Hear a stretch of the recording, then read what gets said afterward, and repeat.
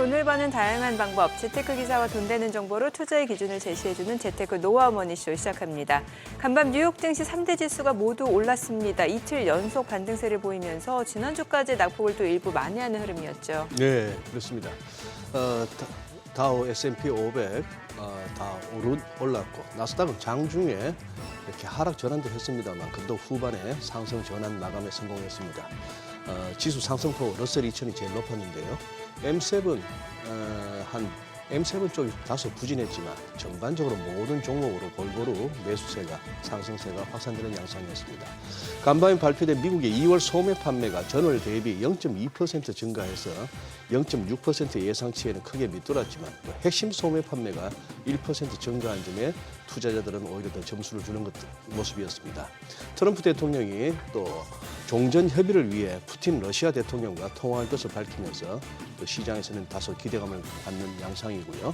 애플과 마이크로소프트 제외한 M7 종목들은 약세를 보임으로써 지수 상승폭이 조금 둔화되는 양상이었습니다. 네, 어제 국내 증시는 양시장 모두 1% 넘게 상승했습니다. 유가증권 시장에서 외국인과 기관이 1조 원 넘게 순매수를 나타내면서 코스피가 2,610선이 회복이 됐죠. 특히 어제 눈에 띄었던 업종은 반도체였습니다. 엔비디아 개발자 컨퍼런스죠. GTC 2025에 대한 기대감과 또 레거시 반도체 업황 회복 조짐을 나타내면서 삼성전자가 5% 넘게 급등했고요. 뿐만 아니라 한화 에어로스페이스, 현대로템 등 52주 신고가를 경신한 방산주들도 여럿 있었습니다. 자, 이번 주는 주요 통화정책 회의도 몰려있고 정치적 불확실성은 여전한 상황입니다. 국내 증시 어떤 대응 전략이 필요할지 증시타임에서 개장부터 함께 확인해 보겠습니다.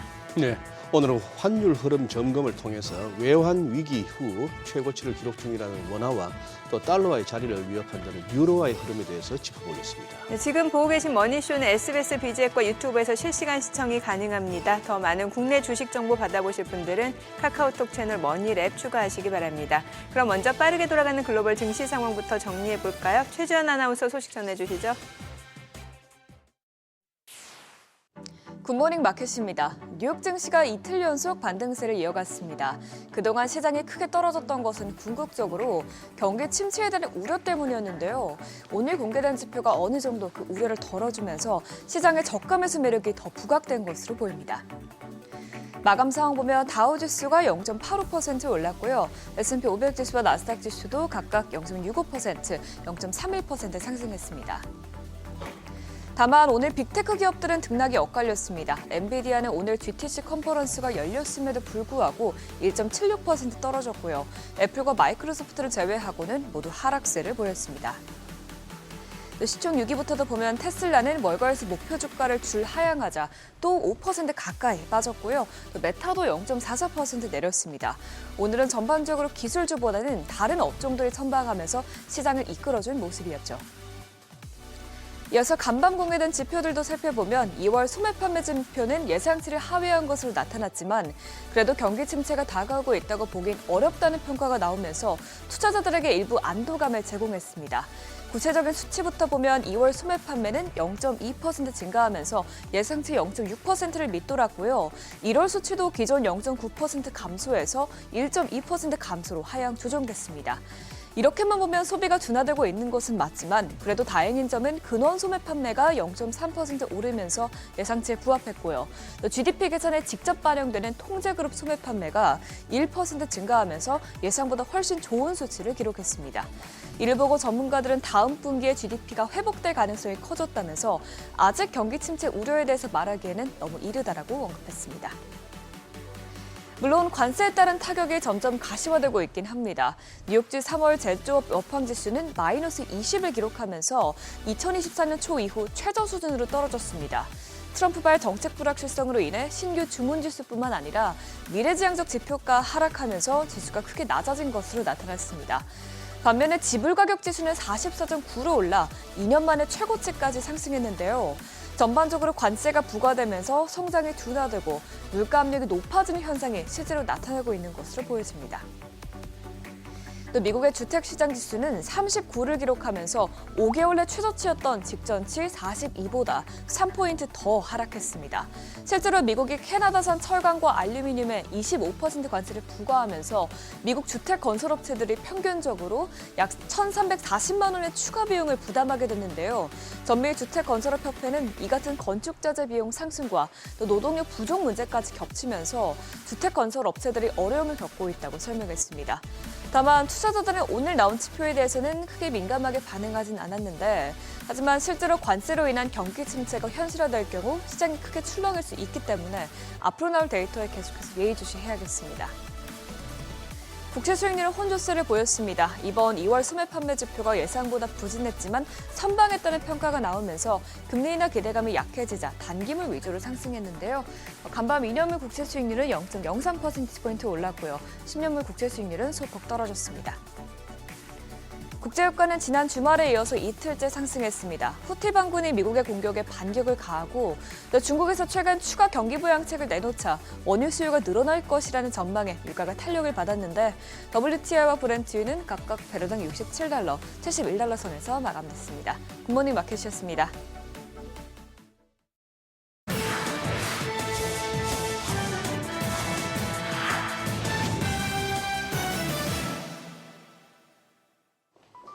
선장을 잃고 방황하던 인텔이 구원투수로 등판한 리프탄시오의 지휘 아래 본격적인 재정비에 나섭니다. 먼저 최첨단 공정을 이용한 첫 중앙처리 장치 팬더레이크를 내년 1월 공식 출시하기로 했습니다. 이 칩은 인공지능이 탑재된 인텔의 차세대 CPU로 1.8나노를 통해 생산되는 첫 제품인데요. 당초 올해 말 선보이기로 했지만 안팎으로 어수선한 상황이 이어지면서 출시가 밀렸었는데 조금이나마 앞당겨졌고요. 현재 엔비디아와 브로드컴 등이 자신들의 요구에 맞게 칩 생산이 가능한지 평가하고 있는 것으로 전해졌습니다. 새롭게 CEO 자리에 앉은 탄 CEO는 아픈 손가락이었던 파운드리 사업을 되살리기 위해 여러 묘책을 꺼내들었습니다. 제조 프로세스를 개선하고 전임 CEO가 망설여왔던 중간 관리자급에 대한 인력 구조 조정에도 나설 것을 시사했습니다. 이와 더불어 내후년까지 AI 칩을 위한 새로운 아키텍처를 준비하고 이후 매년 새로운 버전을 출시하겠다는 공격적인 로드맵까지 제시했는데요. 탄 CEO 임명 소식에 급등했던 인텔의 주가는 월요일장에서도 경영 정상화 기대감에 6% 넘는 오름세를 보였습니다. 구글 딥마인드의 수장 데미스 어사비스가 인간과 같은 수준의 AI가 등장하기까지 아직은 시간이 더 필요할 것이라는 전망을 내놨습니다. 향후 5년에서 10년 안에 많은 인공지능 기능이 전면에 등장하고 범용 인공지능이라 부르는 단계로 나아갈 것이다 내다봤는데요. 그러면서 현재 AI 시스템은 수동적이고 할 수 없는 것들도 많다며 목표에 도달하기까지는 상당한 연구가 필요하다 덧붙였습니다. 허사비스의 이 같은 언급은 다른 테크 업계들의 전망보다 다소 늦은 감이 있습니다. 일론 머스크는 내년까지 범용 인공지능이 가능할 것이다 언급했고 오픈 AI 수장 샘 올트먼 역시도 비교적 가까운 미래에 개발될 것이다 말했고요. 나리오 아모데이 엔스로픽 CEO 역시 향후 2-3년 안에 거의 모든 작업에서 대부분의 인간보다 뛰어난 AI가 등장할 것이다 주장한 바 있습니다. 허사비스는 범용 인공지능을 달성하는 데 가장 큰 어려움은 현실 세계의 맥락을 이해하는 수준에 도달하도록 하는 것이다 첨언하기도 했는데 뜨거운 AI 신드롬에 물음표를 던지게 하는 발언으로 풀이됩니다. 성에 차는 종목이 없다며 역대급 현금을 쌓은 워런 버핏이 일본 종합상사 주식을 추가로 사들였습니다. 미쓰비시 상사와 미쓰이물산, 이토추 상사, 마루벤이 스미토모 상사 모두 지분을 1%포인트 이상 늘려 10%에 육박하게 됐습니다. 버핏은 약 5년 전 처음으로 일본 5대 종합상사의 지분을 각각 5% 이상 취득했다 공시한 이후 지속적으로 지분을 늘려왔는데 지난달 주주들에게 보낸 연례 서한에서 보유 지분을 더 늘릴 수 있고 10% 미만이었던 보유 한도를 추가로 높일 수 있도록 합의했다 전하기도 했습니다. 이 같은 투자 소식이 전해지면서 일본 종합상사 주가는 꾸준한 상승세를 보였는데 이토츠와 미쓰비시는 시가총액이 10조엔을 넘어서기도 했습니다. 뉴욕 증시가 조정장에 들어선 가운데 애플과 뱅크 오브 아메리카 등을 연거푸 팔아치우면서 현금 비중을 역대 최대치로 늘린 버핏의 결정이 주목을 받고 있는데요. 투자 규제 다음 행보에 관심이 쏠리고 있습니다. 중국 전기차 공룡 비아디가 일반 차량의 주요 시간과 맞먹는 초고속 충전 시스템을 공개해 주목을 받고 있습니다. 사측에 따르면 단 5분 충전으로 470km 주행이 가능한데요. 특히 주목할 만한 점은 이 시스템이 일반적으로 충전 속도가 느린 것으로 알려진 LFP, 리튬 인산철 배터리를 사용했다는 점입니다. 여기서 그치지 않고 고출력 충전을 견딜 수 있는 방안도 고안했는데 해당 플랫폼을 탑재한 차량이 정지 상태에서 시속 100km에 도달하기까지 단 2초에 불과하고 최대 속도는 시속 300km에 이른다 밝혔습니다. 테슬라 슈퍼차저가 15분 충전으로 최대 275km 주행이 가능하고 메르세데스 벤츠 신형 전기 세단이 10분 충전으로 325km 주행이 가능한 것과 비교하면 훨씬 더 앞선 기술인데요. 블룸버그 인텔리전스 애널리스트는 새로운 모델 출시에 물결을 시작하는 신호가 될 수 있다 평가하기도 했고요. 가성비를 넘어 기술력까지 탑재한 비아디는 지난달에만 32만 대 육박한 차를 팔아치우면서 가속 페달을 깊게 밟고 있습니다. 지금까지 글로벌 비즈였습니다. 어제장에서 이슈가 있었던 업종 살펴보는 기업 이슈 시간입니다. 먼저 드론주가 불기둥을 세웠습니다. 최근 국내 드론 업체에 대해 해킹 조직의 공격이 증가했는데요. 배후로는 북한 등의 국가가 지목되고 있습니다. 이에 따라 국가정보원이 피해 예방을 위해 사이버 보안 체계를 구축할 것을 권고했습니다.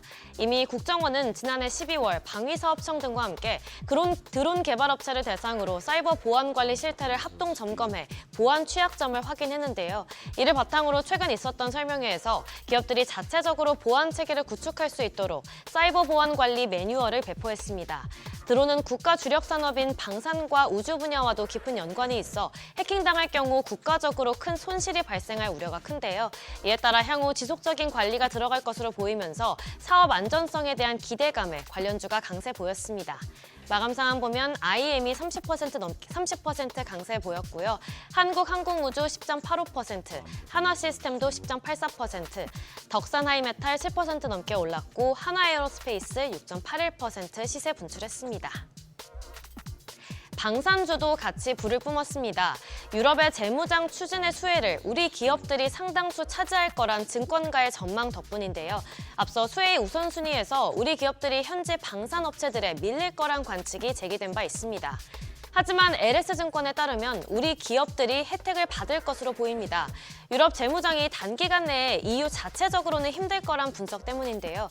제조업 역량의 부족이란 산업적인 부분을 차치하더라도 EU 내 서유럽과 기타 유럽 지역 간의 입장 차이로 정치적 합의에 도달하기까지는 상당히 긴 시간이 필요하다는 설명입니다. 이에 따라 우리 기업 가운데 한화에어로스페이스와 현대 로템을 중심으로 폴란드와 루마니아에 있는 K9 자주포, K2 전차의 현지 생산 능력이 부각될 것이며 향후에는 기술 이전 정도도 점차 중요해질 것으로 분석했습니다. 마감 상황 보면 MNC 솔루션이 9% 가까이 올랐고요. 현대로템과 한일단조 7% 넘게 올랐고 웨이브 일렉트롯도 6.81%, LIG 넥스원은 5.98% 상승으로 마감했습니다. 어제 D램과 낸드 플래시 가격이 오르면서 메모리 반도체 시장이 조만간 활기를 띨 거라고 전해드렸는데요. 이에 발맞춰 낸드 플래시 관련주가 강세 보였습니다. 가격 상승을 추세적인 회복으로 보기엔 이르다는 의견도 있지만 그래도 업황 회복의 신호로 꼽히는데요. 여기에 더해 SK하이닉스가 전해온 소식들이 주가를 더욱 끌어올렸습니다. 먼저 SK하이닉스가 저전력 고대역폭을 구현하는 신규 메모리 반도체 낸드 플래시 개발에 착수했는데요. 이는 온디바이스 AI 시장을 겨냥한 차세대 제품으로 기존 낸드 플래시 대비 데이터 입출력 수를 대폭 늘려서 성능을 극대화할 전망입니다. 더불어서 인텔의 낸드 플래시 사업부 인수도 조만간 마무리할 것으로 보이는데요. 이로써 향후 SK하이닉스가 낸드 플래시 분야에서도 경쟁력을 높여나갈 것으로 기대되면서 관련주도 날아올랐습니다. 마감 상황 보면 DNF가 12.41% 올랐고 테크윙 8.01%, 삼성전자 5.3% 시세 분출했고요. 한솔케미칼 4.51%, PSK홀딩스도 3% 넘게 상승 마감했습니다. 마지막으로 제약주도 강하게 시세 분출했습니다. 특히 알테오젠이 주가를 끌어올렸는데요. 알테오젠이 아스트라제네카의 자회사인 매드이뮨과 피하 주사제형 치료제 개발을 위한 플랫폼 기술 이전 계약을 체결했다는 소식이 호재로 작용했습니다. 이번 계약에는 계약금을 포함해 개발 및 규제 또 판매 관련 마일스톤, 즉 단계별 기술료가 포함되어 있는데요. 해당 마일스톤은 2조 원 규모에 육박합니다. 이처럼 엄청난 규모의 계약 체결에 성공하면서 관련주도 같이 웃음꽃을 피웠습니다. 관련주 살펴보면 BL팜떼기 상한가 기록했고요. 광동 헬스바이오 13.57%, 알테오젠이 12.12% 시세 분출했고 대화제약 10.81%, HLB제약이 9% 넘게 상승으로 마감했습니다. 지금까지 어제장 이슈 전해드렸습니다.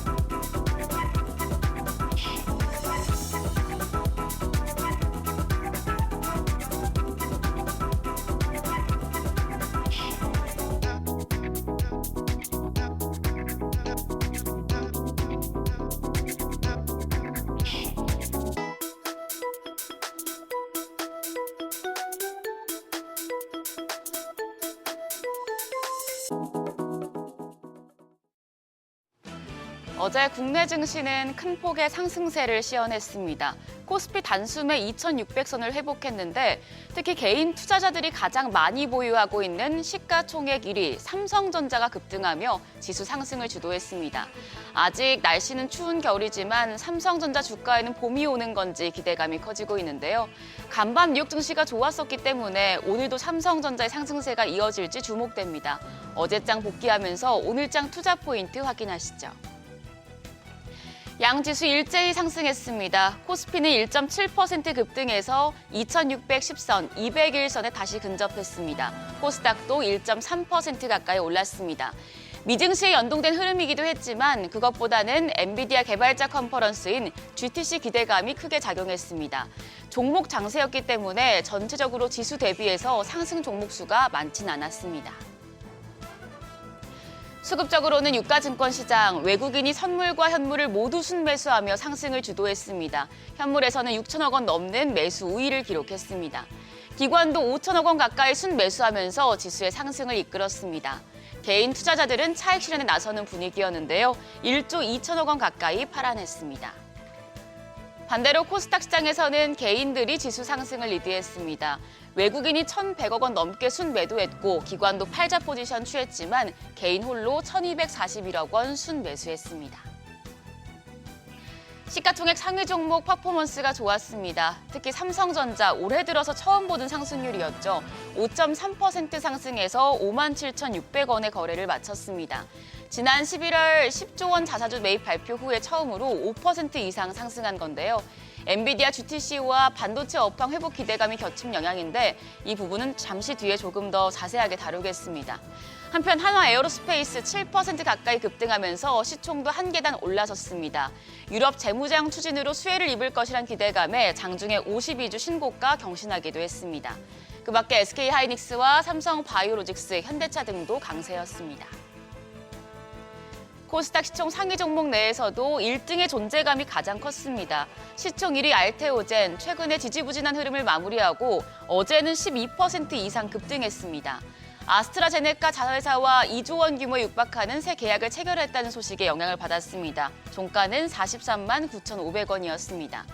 그리고 이 영향으로 제약 바이오 쪽 투심이 개선되면서 HLB가 5%대, 리가켄바이오가 4% 넘게 상승했습니다. 반면 그동안 크게 올랐던 코오롱 티슈지는 4%대 조정을 받았고요. 클래시스도 2%대 약세였습니다. 환율은 떨어졌습니다. 정규장 마감 시간 달러 기준 5원 90전 내린 1,447원 90전의 거래를 마쳤습니다.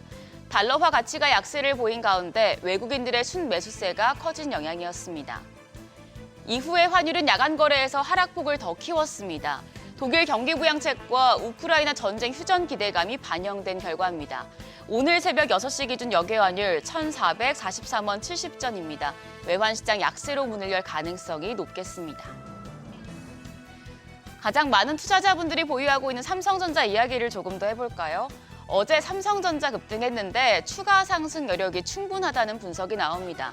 여러 가지 지표들이 삼성전자의 주가 상승 가능성을 뒷받침해주고 있는데요. 우선 지금 국내 증시 외국인 비중이 20개월 내 최저 수준까지 내려간 상황입니다. 이런 하방 압력에도 지수는 플러스 수익률을 보이고 있어서 오는 2분기를 기점으로 외국인들이 컴백하게 된다면 지수가 더 오를 수 있다는 분석이 나옵니다.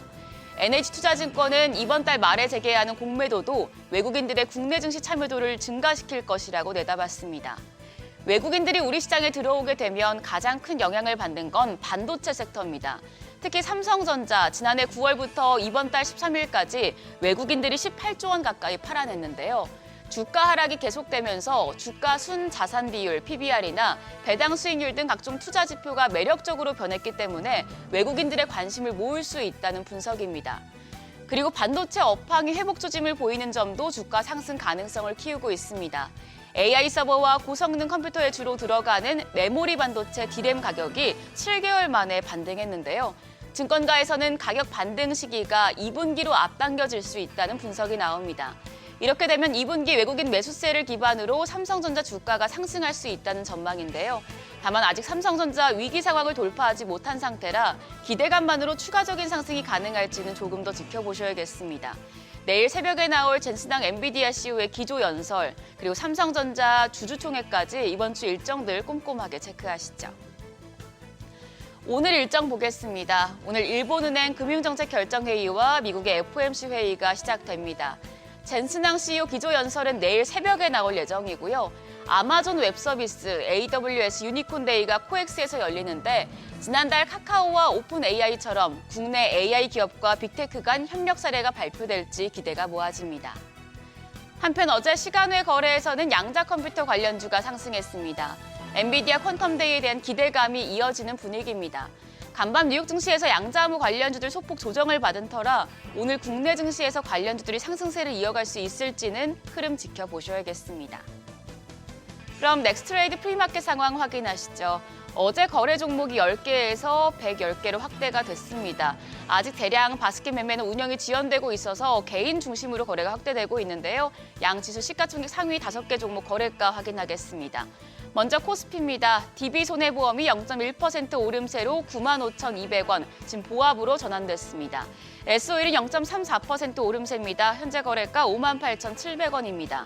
HD현대보합인 가운데 LG생활건강은 0.3% 하락합니다. 거래가 327,000원. NH투자증권이 0.3% 오름세로 15,090원에 거래되고 있습니다.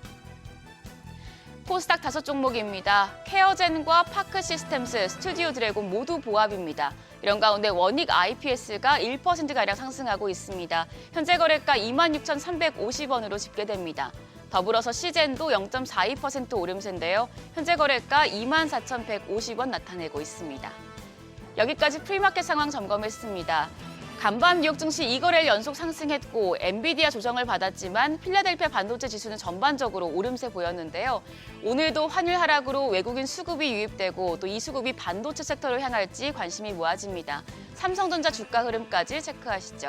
지금까지 어제장 오늘장이었습니다.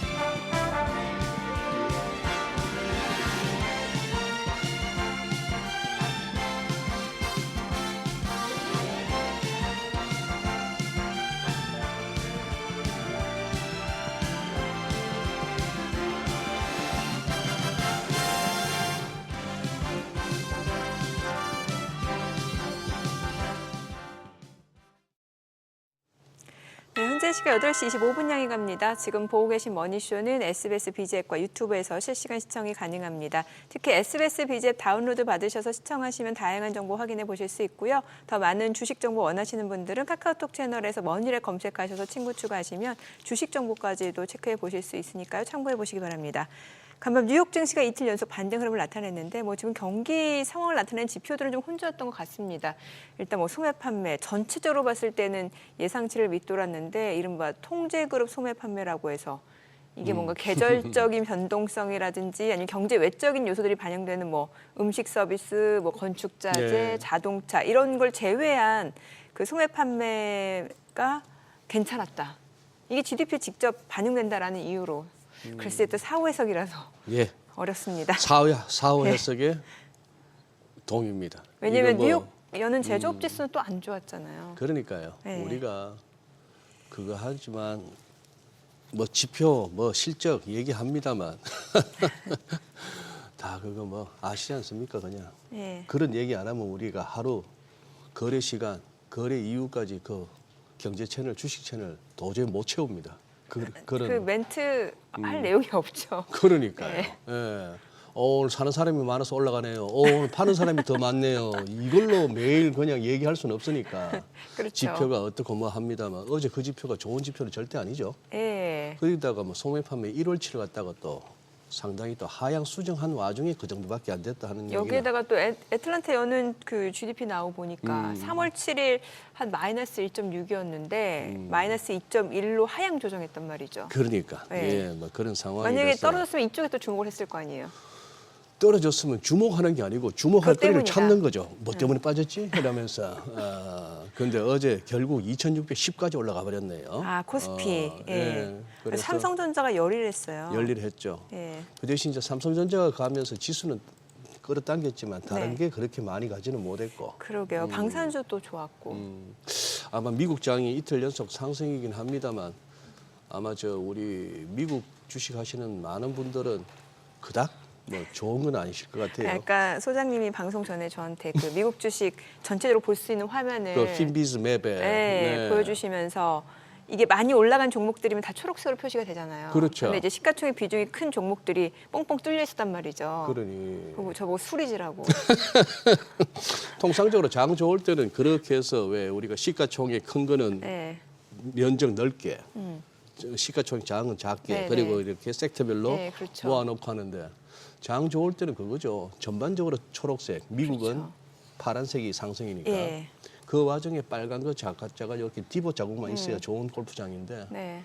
어제는 페어웨이에 디보도 디보시지만 이쪽에 수리지가 컸어요. 수리지가 이만한 게 있으니까 근데 그게 아마 하필 우리 또 개인 투자자분들이 좋아하는 종목. 종목들만 있었으니까 네. 어제 장 진짜 좋았니? 라는 얘기가 나올 수도 있죠. 체감은 좀 낮을 수 있어요. 맞아요. 네. 여러모로 지금 좀 정확한 판단이 좀 필요할 것 같습니다. 오늘 나도 투자자문의 이재규 본부장님 모셔보도록 하겠습니다. 어서 오세요. 어서 오세요. 안녕하세요. 예. 본부장님, 저 미국 장도 짚어볼 겁니다만 네. 어제 이 정도까지 예상하셨어요, 우리 장? 일단 방금 전에 미국장에 대해서 말씀하시는 거 저도 좀 들어봤는데 우리나라 시장도 좀 비슷하지 않았나 싶습니다. 우리도 네, 그러니까 미국 같은 경우도 사실 새벽에는 M7 외에 다른 기업들은 M7 기업들이 주가 흐름이 별로 안 좋았고 다른 기업들은 주가 흐름이 좋았죠. 네. 작년에는 그 반대로 움직였다라고 저는 보고 그렇죠. 있는데 네. 그렇죠. 지금 우리나라 증시 같은 경우는 어제 삼성전자가 굉장히 좋았어요. 맞아요. 네. 2% 정도 상승을 했고 코스닥 같은 경우도 어제 알테오젠이 굉장히 강한 모습을 보이면서 우리나라 지수단을 강하게 끌어올렸는데 사실 상승한 종목수와 하락한 종목수를 구분을 해보면 생각보다 하락한 종목들이 많더라고요. 그래서 아까 전에 미 증시가 반등이 나왔는데 개인 투자자분들께서 보유하신 종목은 많이 안 올랐다. 네. 이렇게 좀 코멘트를 해주셨는데 우리나라도 어제 이제 상승한 종목들이 많진 않았다라고 네네. 생각을 하거든요. 하지만 전반적인 우리나라 증시의 흐름상 삼성전자를 필두로 한 그리고 SK하이닉스를 필두로 한 반도체 같은 경우는 우상향을 더 이어갈 가능성이 높다라고 보고 있습니다. 물론 어제 5%대의 상승이 나왔다라는 것은 거기에 대해서는 저도 예측을 하진 못했지만 그래도 시장의 전반적인 흐름은 비슷하게 예상을 하고 있는 부분들이 있거든요. 아무래도 우리나라 증시가 그동안 굉장히 오랫동안 하락을 했다라는 부분들 그리고 반도체 쪽에 대해서 훈풍 뉴스가 조금씩 들리고 있죠. 그래서 그런 부분들을 고려해 본다라고 한다면 어제의 추세가 이제 조금 더 이어질 가능성이 있지 않을까 저는 그렇게 보고 있기 때문에 어제 시장이 어떻게 보면 우리 시장에 어느 정도의 시그널을 준 게 아닌가 저는 이렇게 정리해 드려 보도록 하겠습니다. 여기서 조금 연장해서 어제 삼성전자 5% 급등 이게 그러면은 이른바 엔비디아 GTC에 대한 기대감이라고 이렇게 사후적으로 설명이 되던데 기대감이 끝나는 겁니까? 아니면 조금 더 구체적인 내용은 없나요? 일단 엔비디아 GTC에서 네. 삼성전자에 대한 언급이 있을 수도 있다. 그리고 있다. 그리고 이제 3월 말까지 우리가 이제 수면 아래로 많이 가라앉은 것 같은데 HBM3E에 대한 퀄 테스트 통과 가능성이 높다. 요 내용들이 좀 나오고 있는 것 같고요. 그리고 추가적으로 이제 삼성전자와 SK하이닉스를 최근에 볼 때는 전 사실 HBM보다는 그리고 엔비디아보다는 오히려 마이크론을 좀 더 보거나 네. 마이크론을 본다라는 것은 어떻게 보면 D램과 낸드 플래시를 본다라는 부분이겠죠. 예. 그래서 우리가 커머디티라고도 이야기를 하고요, 레거시라고도 이야기를 하는데 이 레거시 쪽에 대해서 우리가 수치들이 많이 개선되고 있다라는 이야기들이 나오고 있습니다. 그러니까 사실 이런 분석들이 작년 말에도 있었거든요. 2025년도 6월 달이나 9월 달쯤에는 낸드라든지 그리고 이 D램 쪽에 대한 가격 개선이 이루어지면서 출하가 늘어날 것이다라는 분석이 있었거든요. 근데 그 부분들이 조금씩 앞당겨지고 있다라고 분석이 되고 있습니다. 특히 중국에서 이구환신 정책을 통해서 D램 쪽에 대한 수요가 계속해서 증가가 되고 있고요. 추가적으로 딥시크가 나온 이후에도 이 D램 쪽이라든지 레거시 쪽에 대한 수요가 계속해서 늘어나고 있다라고 보시면 좋을 것 같거든요. 네. 실질적으로 D램 같은 경우는 재고가 계속해서 줄어들고 있고요. 가격이 반등을 하고 있고 낸드 같은 경우도 마찬가지로 진행이 되고 있는데 지금 어제, 그러니까 오늘 새벽 말고 어제 새벽에도 네. 그러니까 지난주 금요일에 미증시 같은 경우에 엔비디아가 많이 올랐죠. 네네. 근데 마이크론이 더 많이 올랐습니다. 어허. 그러니까 우리나라 같은 경우도 어떻게 보면 삼성전자와 SK하이닉스가 마이크론과 거의 동일한 사업 구조를 가지고 있는 상황이기 때문에 그들보다 그 마이크론보다 더 높은 점유율을 가지고 있는 우리나라 기업들이 소외가 되는 것은 맞지 않다. 저는 그렇게 생각을 하고 있기 때문에 지금 AI 쪽에 대한 모멘텀을 받아가는 것도 맞지만 우리가 D램이라든지 낸드 쪽에 대한 모멘텀 같은 경우도 이어질 가능성이 높다. 실질적으로 대만 쪽에 상장되어 있는 낸드와 D램과 관련되어 있는 몇몇 기업들은 최근 한 달 동안 30% 넘게 상승이 나왔습니다. 그런 것들을 우리가 고려해 본다라고 한다면 우리나라 삼성전자와 SK하이닉스 같은 경우는 그래도 추가 상승의 여력이 있지 않을까. 그래서 우리가 팩트를 본다라고 한다면 뭐 레거시 쪽이 좀 좋아지고 있다. 이렇게 의견 드려보도록 하겠습니다. 레거시 쪽이 좋아진다. 그리고 또 이제 미국 쪽에서는 최근에 그 인텔의 파운드리 사업부 인수 얘기 많이 나오잖아요. 네. 이게 아무래도 자금 때문에 뭐 TSMC가 가장 유력한 후보긴 하지만 엔비디아와 손잡고 그 사업부를 인수할 가능성이 있다. 특히 트럼프 정부가 계속해서 강력하게 밀어붙이고 있는 상황이고 이러면 사실 국내 반도체 기업들의 입지는 더욱 좁아질 수 있다라는 그렇죠. 얘기가 나오잖아요. 네, 맞습니다. 지금 예. 이제 TSMC가 인텔의 그 파운드리 사업부를 예. 가져가겠다 이런 이야기들이 나오고 있거든요. 뭐 지분을 50%를 넘기지 않겠다 이렇게 좀 이야기를 하면서 컨소시엄을 구성해서 진행을 하겠다라는 이야기들이 나오고 있는데 사실 이런 내용들이 우리나라 기업들의 우호적이거나 긍정적인 건 아니죠. 하지만 산업적인 측면에서 봤을 때는 미국에서 어쨌든 반도체를 육성하겠다라는 것은 맞는 거고 그렇죠. 그로 인해서 우리나라 기업들이 어쨌든 전 세계적인 캐파를 많이 가지고 있는 상황에서 반도체 업황이 중요하구나. 이 부분은 어쨌든 우리가 알아볼 수 있는 부분인데 중요한 것은 우리 삼성전자가 파운드리 시장에서 사실 TSMC의 경쟁자라고는 이야기를 하지만 네. 점유율이 10% 구간에 머물러 있거든요. 그렇기 때문에 실질적으로 우리나라 기업들이 실제 피해를 받는다라고 말하기는 좀 어려워요. 애초에 캐파가 작았다는 거예요. 애초에 좀 캐파가 작아서 좀 아쉬운 부분이 있죠. 그렇기 때문에 이런 내용들이 만약에 시장에 부각된다라고 한다면 일시적으로야 변동성이 어느 정도 나올 수 있겠지만 큰 흐름에 대해서는 큰 영향을 미치지 못할 가능성이 높다라고 보고 있습니다.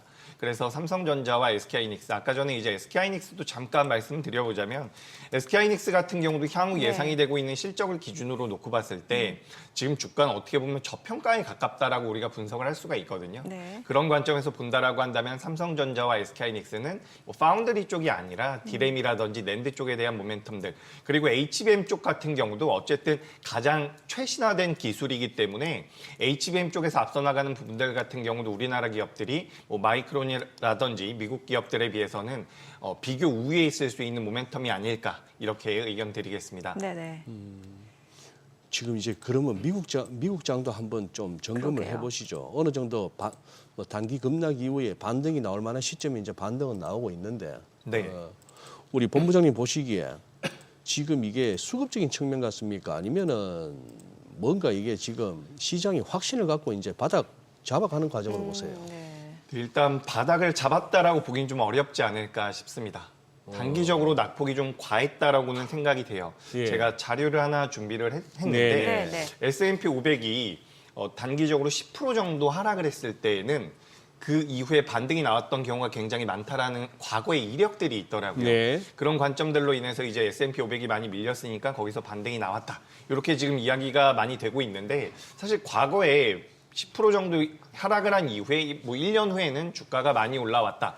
이런 분석들이 있거든요. 그래서 지금 미증시 같은 경우도 어쨌든 단기적으로 낙폭이 너무 과했다. 1950년도 이후에 단기적으로 다우존스가 이만큼 빠진 것은 거의 손에 꼽을 정도의 낙폭 속도였다라고 이야기가 되거든요.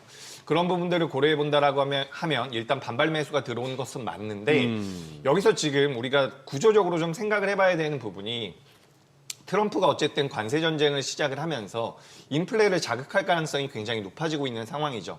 그렇다라고 본다면 우리가 여기가 완전히 바닥이다라고 확정짓기는 좀 어렵지 않을까라고 생각을 하고 있습니다. 실질적으로 지금 상황을 보면 유럽과 중국 같은 경우는 증시의 흐름이 상대적으로 굉장히 견고하거든요. 예. 지금 미국 같은 경우는 만기가 도래하는 채권이 굉장히 많이 있기 때문에 사실 자금을 시장에다가 많이 투입하기가 어려운 상황이라는 거죠. 단기적이라고 표현하기는 좀 어렵겠지만 올해 적어도 1분기 내로는 미국에서 자금을 많이 투입하기가 어렵다라고 보시면 좋을 것 같은데 반대로 중국이라든지 유럽 같은 경우는 지금 자금을 많이 투입을 하고 있는 상황이거든요. 우리가 M1, M2라고 해서 뭐 광의 통화라든지 협의 통화라는 이야기를 많이 하는데 지금 유럽과 그리고 중국 같은 경우는 계속해서 이런 자금들이 투입이 되고 있는 상황이기 때문에 글로벌 투자 자금 같은 경우도 자금이 공급되기 어려운 미증시보다는 유럽이라든지 중국 쪽으로 좀 어느 정도 자금이 흘러갈 수 있지 않을까 저는 그렇게 생각을 하고 있습니다. 우리나라 같은 경우도 원래는 금리 인하를 못하고 있었죠. 예. 아무래도 미국과의 금리 격차가 계속해서 벌어지다 보니까 우리나라가 독자적으로 금리 인하를 하기가 굉장히 부담스러운 상황이었는데 얼마 전부터 우리나라도 이제 금리 인하를 하기 시작했습니다. 금리 인하를 한다라는 것은 우리나라 같은 경우도 자금을 어느 정도 공급을 하겠다라는 의미거든요.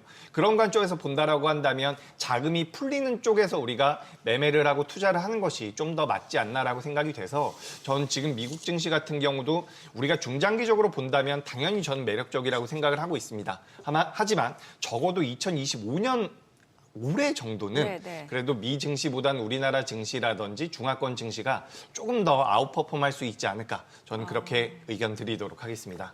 조금 더 기대 수익률 높일 수 있다. 저는 제가 개인적으로 봤을 때는 뭔가 좀 미국 트럼프 대통령이 미국 경기의 일시적인 둔화를 좀 용인하는 느낌이 들어요. 말씀 주신 대로 뭐 만기 도래하는 지금 채권도 굉장히 많고 이걸 다시 리파이낸싱 하려면 어쨌건 간에 금리를 낮춰야 되는 상황이고 그리고 실제로 지금 나오는 지표들도 좀 경기 둔화를 보여주는 지표들이 많거든요. 간밤의 지표들도. 개인적으로 어떻게 보세요? 일단 우리가 지금 방금 전에 앵커님께서 말씀해 주신 대로 트럼프는 지금 미국의 국채금리가 올라가는 것을 원하지 않습니다. 아무래도 리파이낸싱을 해야 되는 상황이기 때문에 금리 자체가 낮게 형성이 되는 게 굉장히 중요하거든요. 그래서 이런 부분들이 6월 달까지 어느 정도 지속될 가능성이 높다라고 보고 있고 방금 전에 이제 지표에 대해서 말씀을 해주셨는데 현재까지 나온 지표만 놓고 봤을 때는 우리가 지표를 볼 때도 소프트 데이터가 있고요. 하드 데이터가 있습니다. 소프트 데이터는 우리가 심리를 많이 반영한다라고 이야기를 하고 있죠.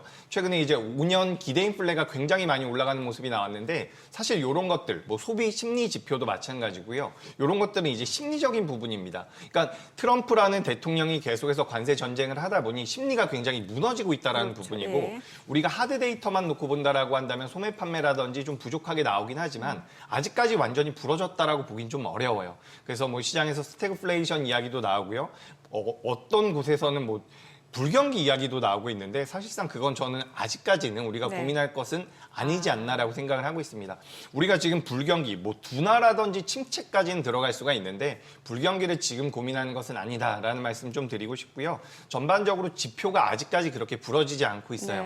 지금 미국 같은 경우는 물가와 그리고 고용을 계속해서 신경 써서 보고 있는데 고용 같은 경우는 거의 완전 고용에 가까운 상황이고 그리고 물가 같은 경우도 어느 정도 안정화를 할 수 있게끔 계속해서 조치를 취하고는 있거든요.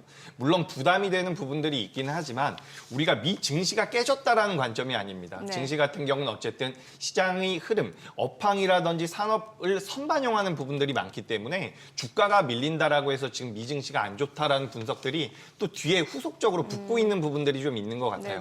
하지만 우리가 데이터 데이터상으로 봤을 때는 하드 데이터 기준으로는 아직 많이 깨지지 않았다라는 말씀 드리면서 시장은 미리 좀 반응을 하고 있는 게 아닌가. 전 이렇게 의견 드리면서 우리가 6개월 후에 7개월 후에 그러니까 미국이 국채 금리가 계속해서 하향 안정화되고 네. 여기서 다시 한번 국채를 발행을 해서 이들이 리파이낸싱 우리가 차환이라고 이야기를 많이 하죠. 이 차환한 이후에는 미국 쪽에서 다시 한번 주식 시장을 살릴 가능성이 높다라고 보고 있거든요.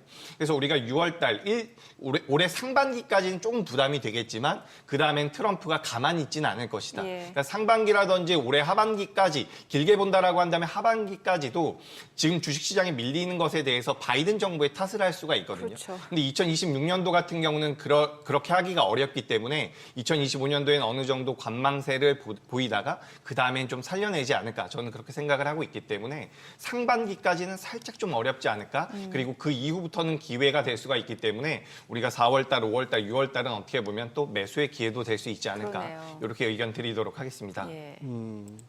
어제 지금 저 엔비디아 GTC 개최됐잖아요. 네. 이게 21일까지인가 그렇게 알고 있는데 아직 그 젠슨왕 기조연설은 아직 하지 않은 상태고.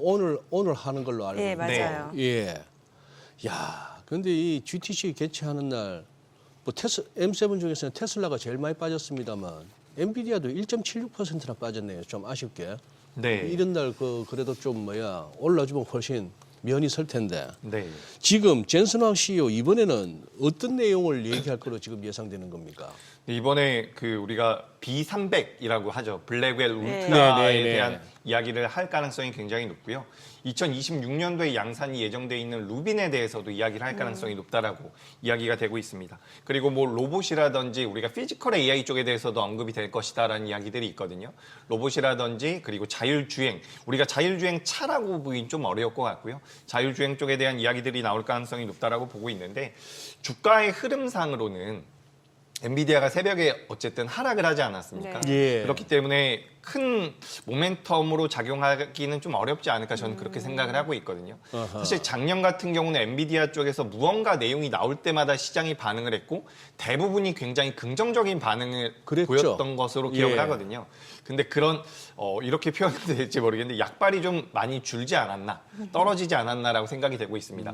성장은 계속해서 하고 있어요. 하지만 그 성장률 자체가 둔화되고 있다는 것은 사실 어떤 산업에서든 나올 수밖에 없는 부분이거든요. 네. 그렇기 때문에 앞으로 잘 사용이 될 것이고 수요가 견조하다라는 이야기.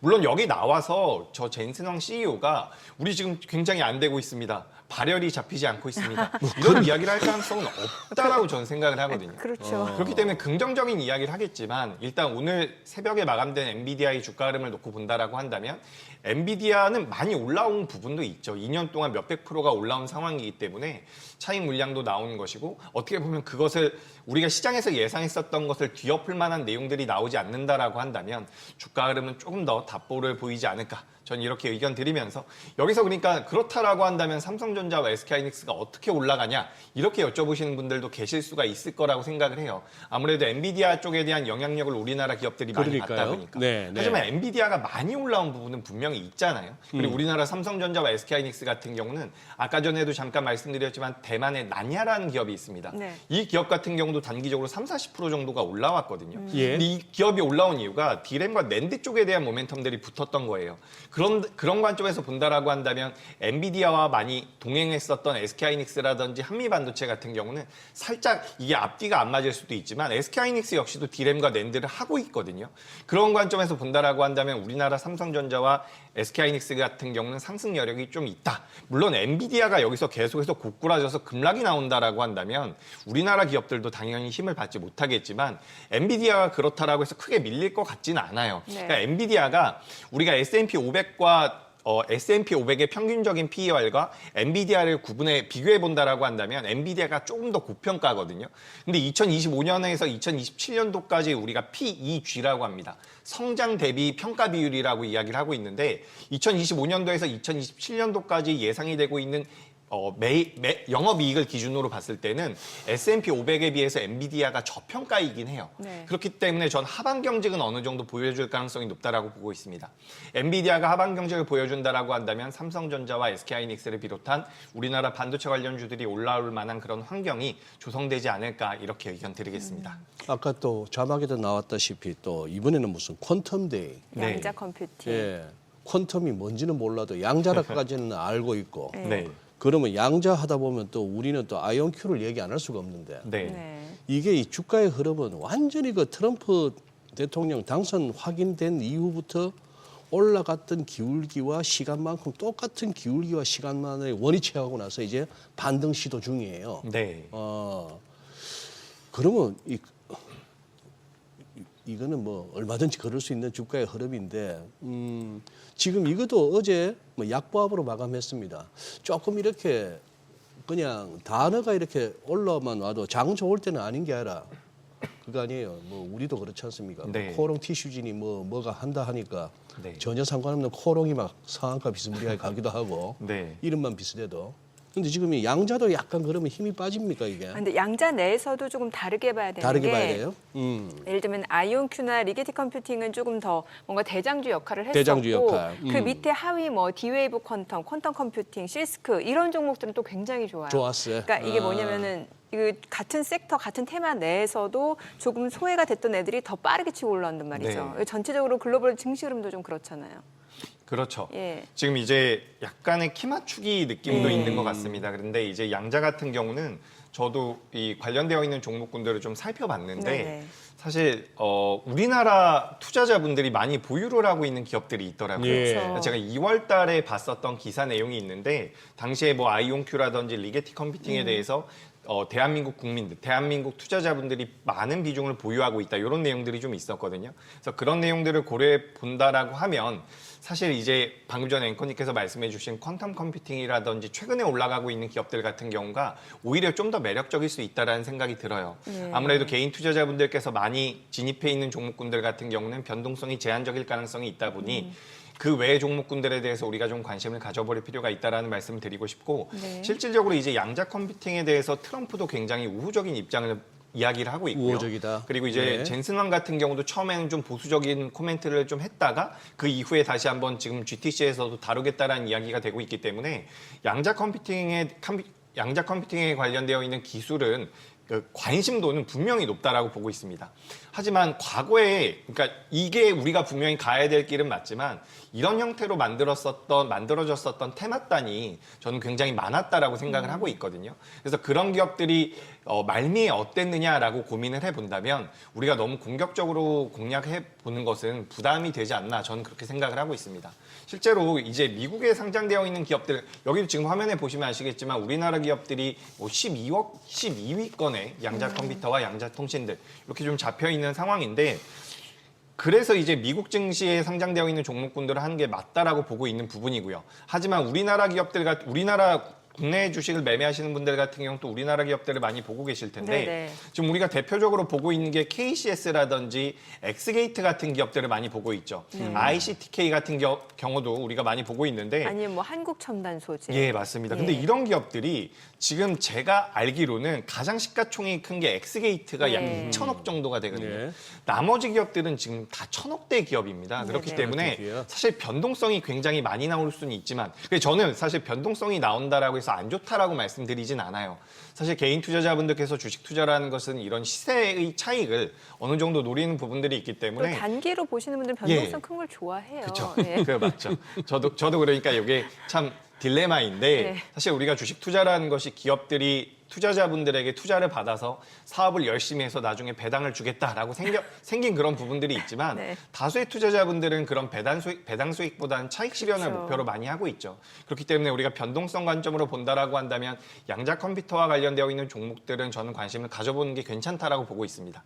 하지만 우리가 이런 기업들이 물리기 시작을 하거나 손실이 나기 시작을 하면 갑자기 이제 양자에 대해서 공부를 열심히 하면서 장기 투자로 가는 경우가 덜어 있거든요. 예. 그런 경우를 저는 굉장히 굉장히 주의해야 된다라고 생각을 하고 있습니다. 그래서 양자 컴퓨터와 관련되어 있는 기업들 같은 경우는 변동성을 내가 보면서 매매의 관점, 트레이딩 관점으로 접근하는 것은 좋지만 손절을 할 줄 아시는 분들이 저는 좀 접근했으면 좋겠다라는 의견 잘못하면 비자발적 장기 투자가 예, 되니까. 그죠. 그런 네. 경우가 굉장히 많거든요. 그래서 이게 시가총액이 큰 기업들이라면 좀 덜하겠지만 사실 우리나라에서 양자 컴퓨터와 관련됐다, 양자와 관련되어 있는 기업들 본다면 어떻게 보면 통신주들을 볼 수가 있거든요. 그렇게 말씀 뭐, 주세요, 예. 다들. 예. 근데 이런 기업들은 잘 안 하신단 말이에요. 무겁잖아요. 그렇죠. 좀 가벼운 기업을 말씀드려보자면 솔리드 같은 기업은 또 가벼운 기업입니다. 통신 장비 쪽에 관련되어 있는 기업인데 이것도 이제 양자 쪽과 좀 엮여 있는 부분이 있더라고요.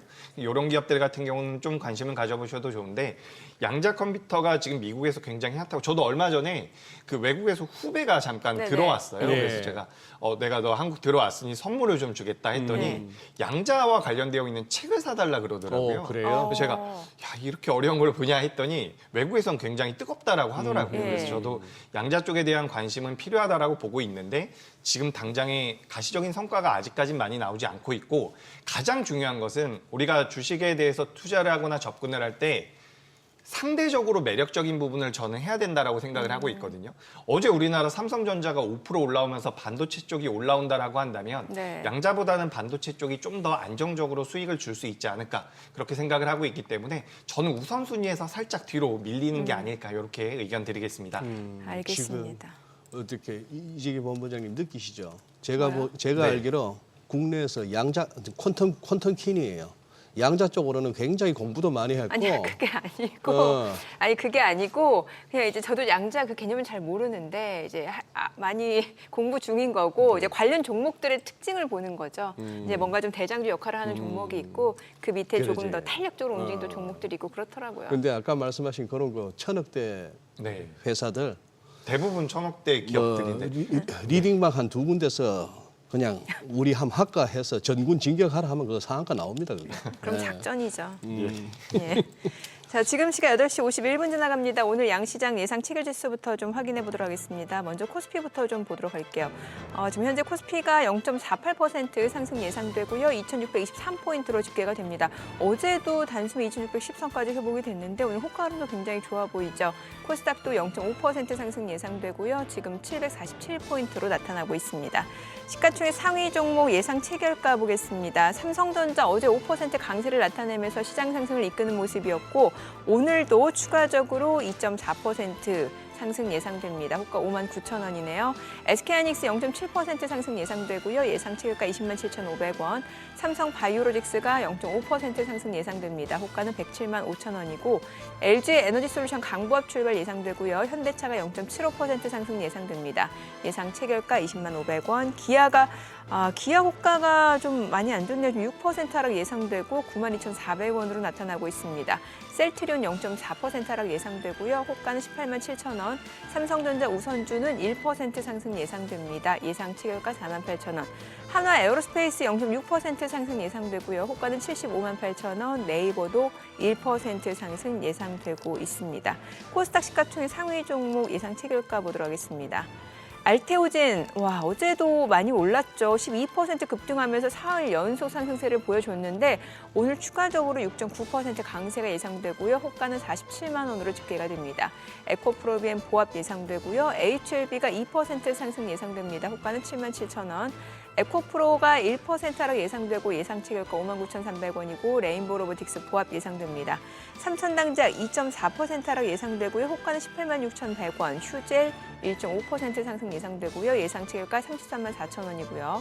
포롱티슈즈는 보합 예상됩니다. 클래시스 1.6% 상승 예상되고요. 호가는 61,000원. 리가켄바이오도 상승 출발 예상되고 예상 체결가는 108,800원으로 나타나고 있습니다. 자, 이제 오늘 계산까지 6분여 거래량 남았는데 오늘 호가 움직임만 놓고 봤을 때는 어제 강세를 보였던 종목들이 또 계속해서 힘을 내주지 않을까라는 기대감을 높이거든요. 예. 근데 호가가 생각보다 약하네요. 저는 야간 지수선물 흐름 봐서는 이거 1%대 상승도 가능하다고 봤는데 근데 요 2620, 한 30, 그 구간이 조금 이렇게 기술적으로는 좀 지수 자체가 좀 한번 단숨에 가기는 쉽지는 않은데 그래도 한번 개장하고 나서 고점을 높여갈 수 있을까 한번 기대해 보는 그런 날입니다.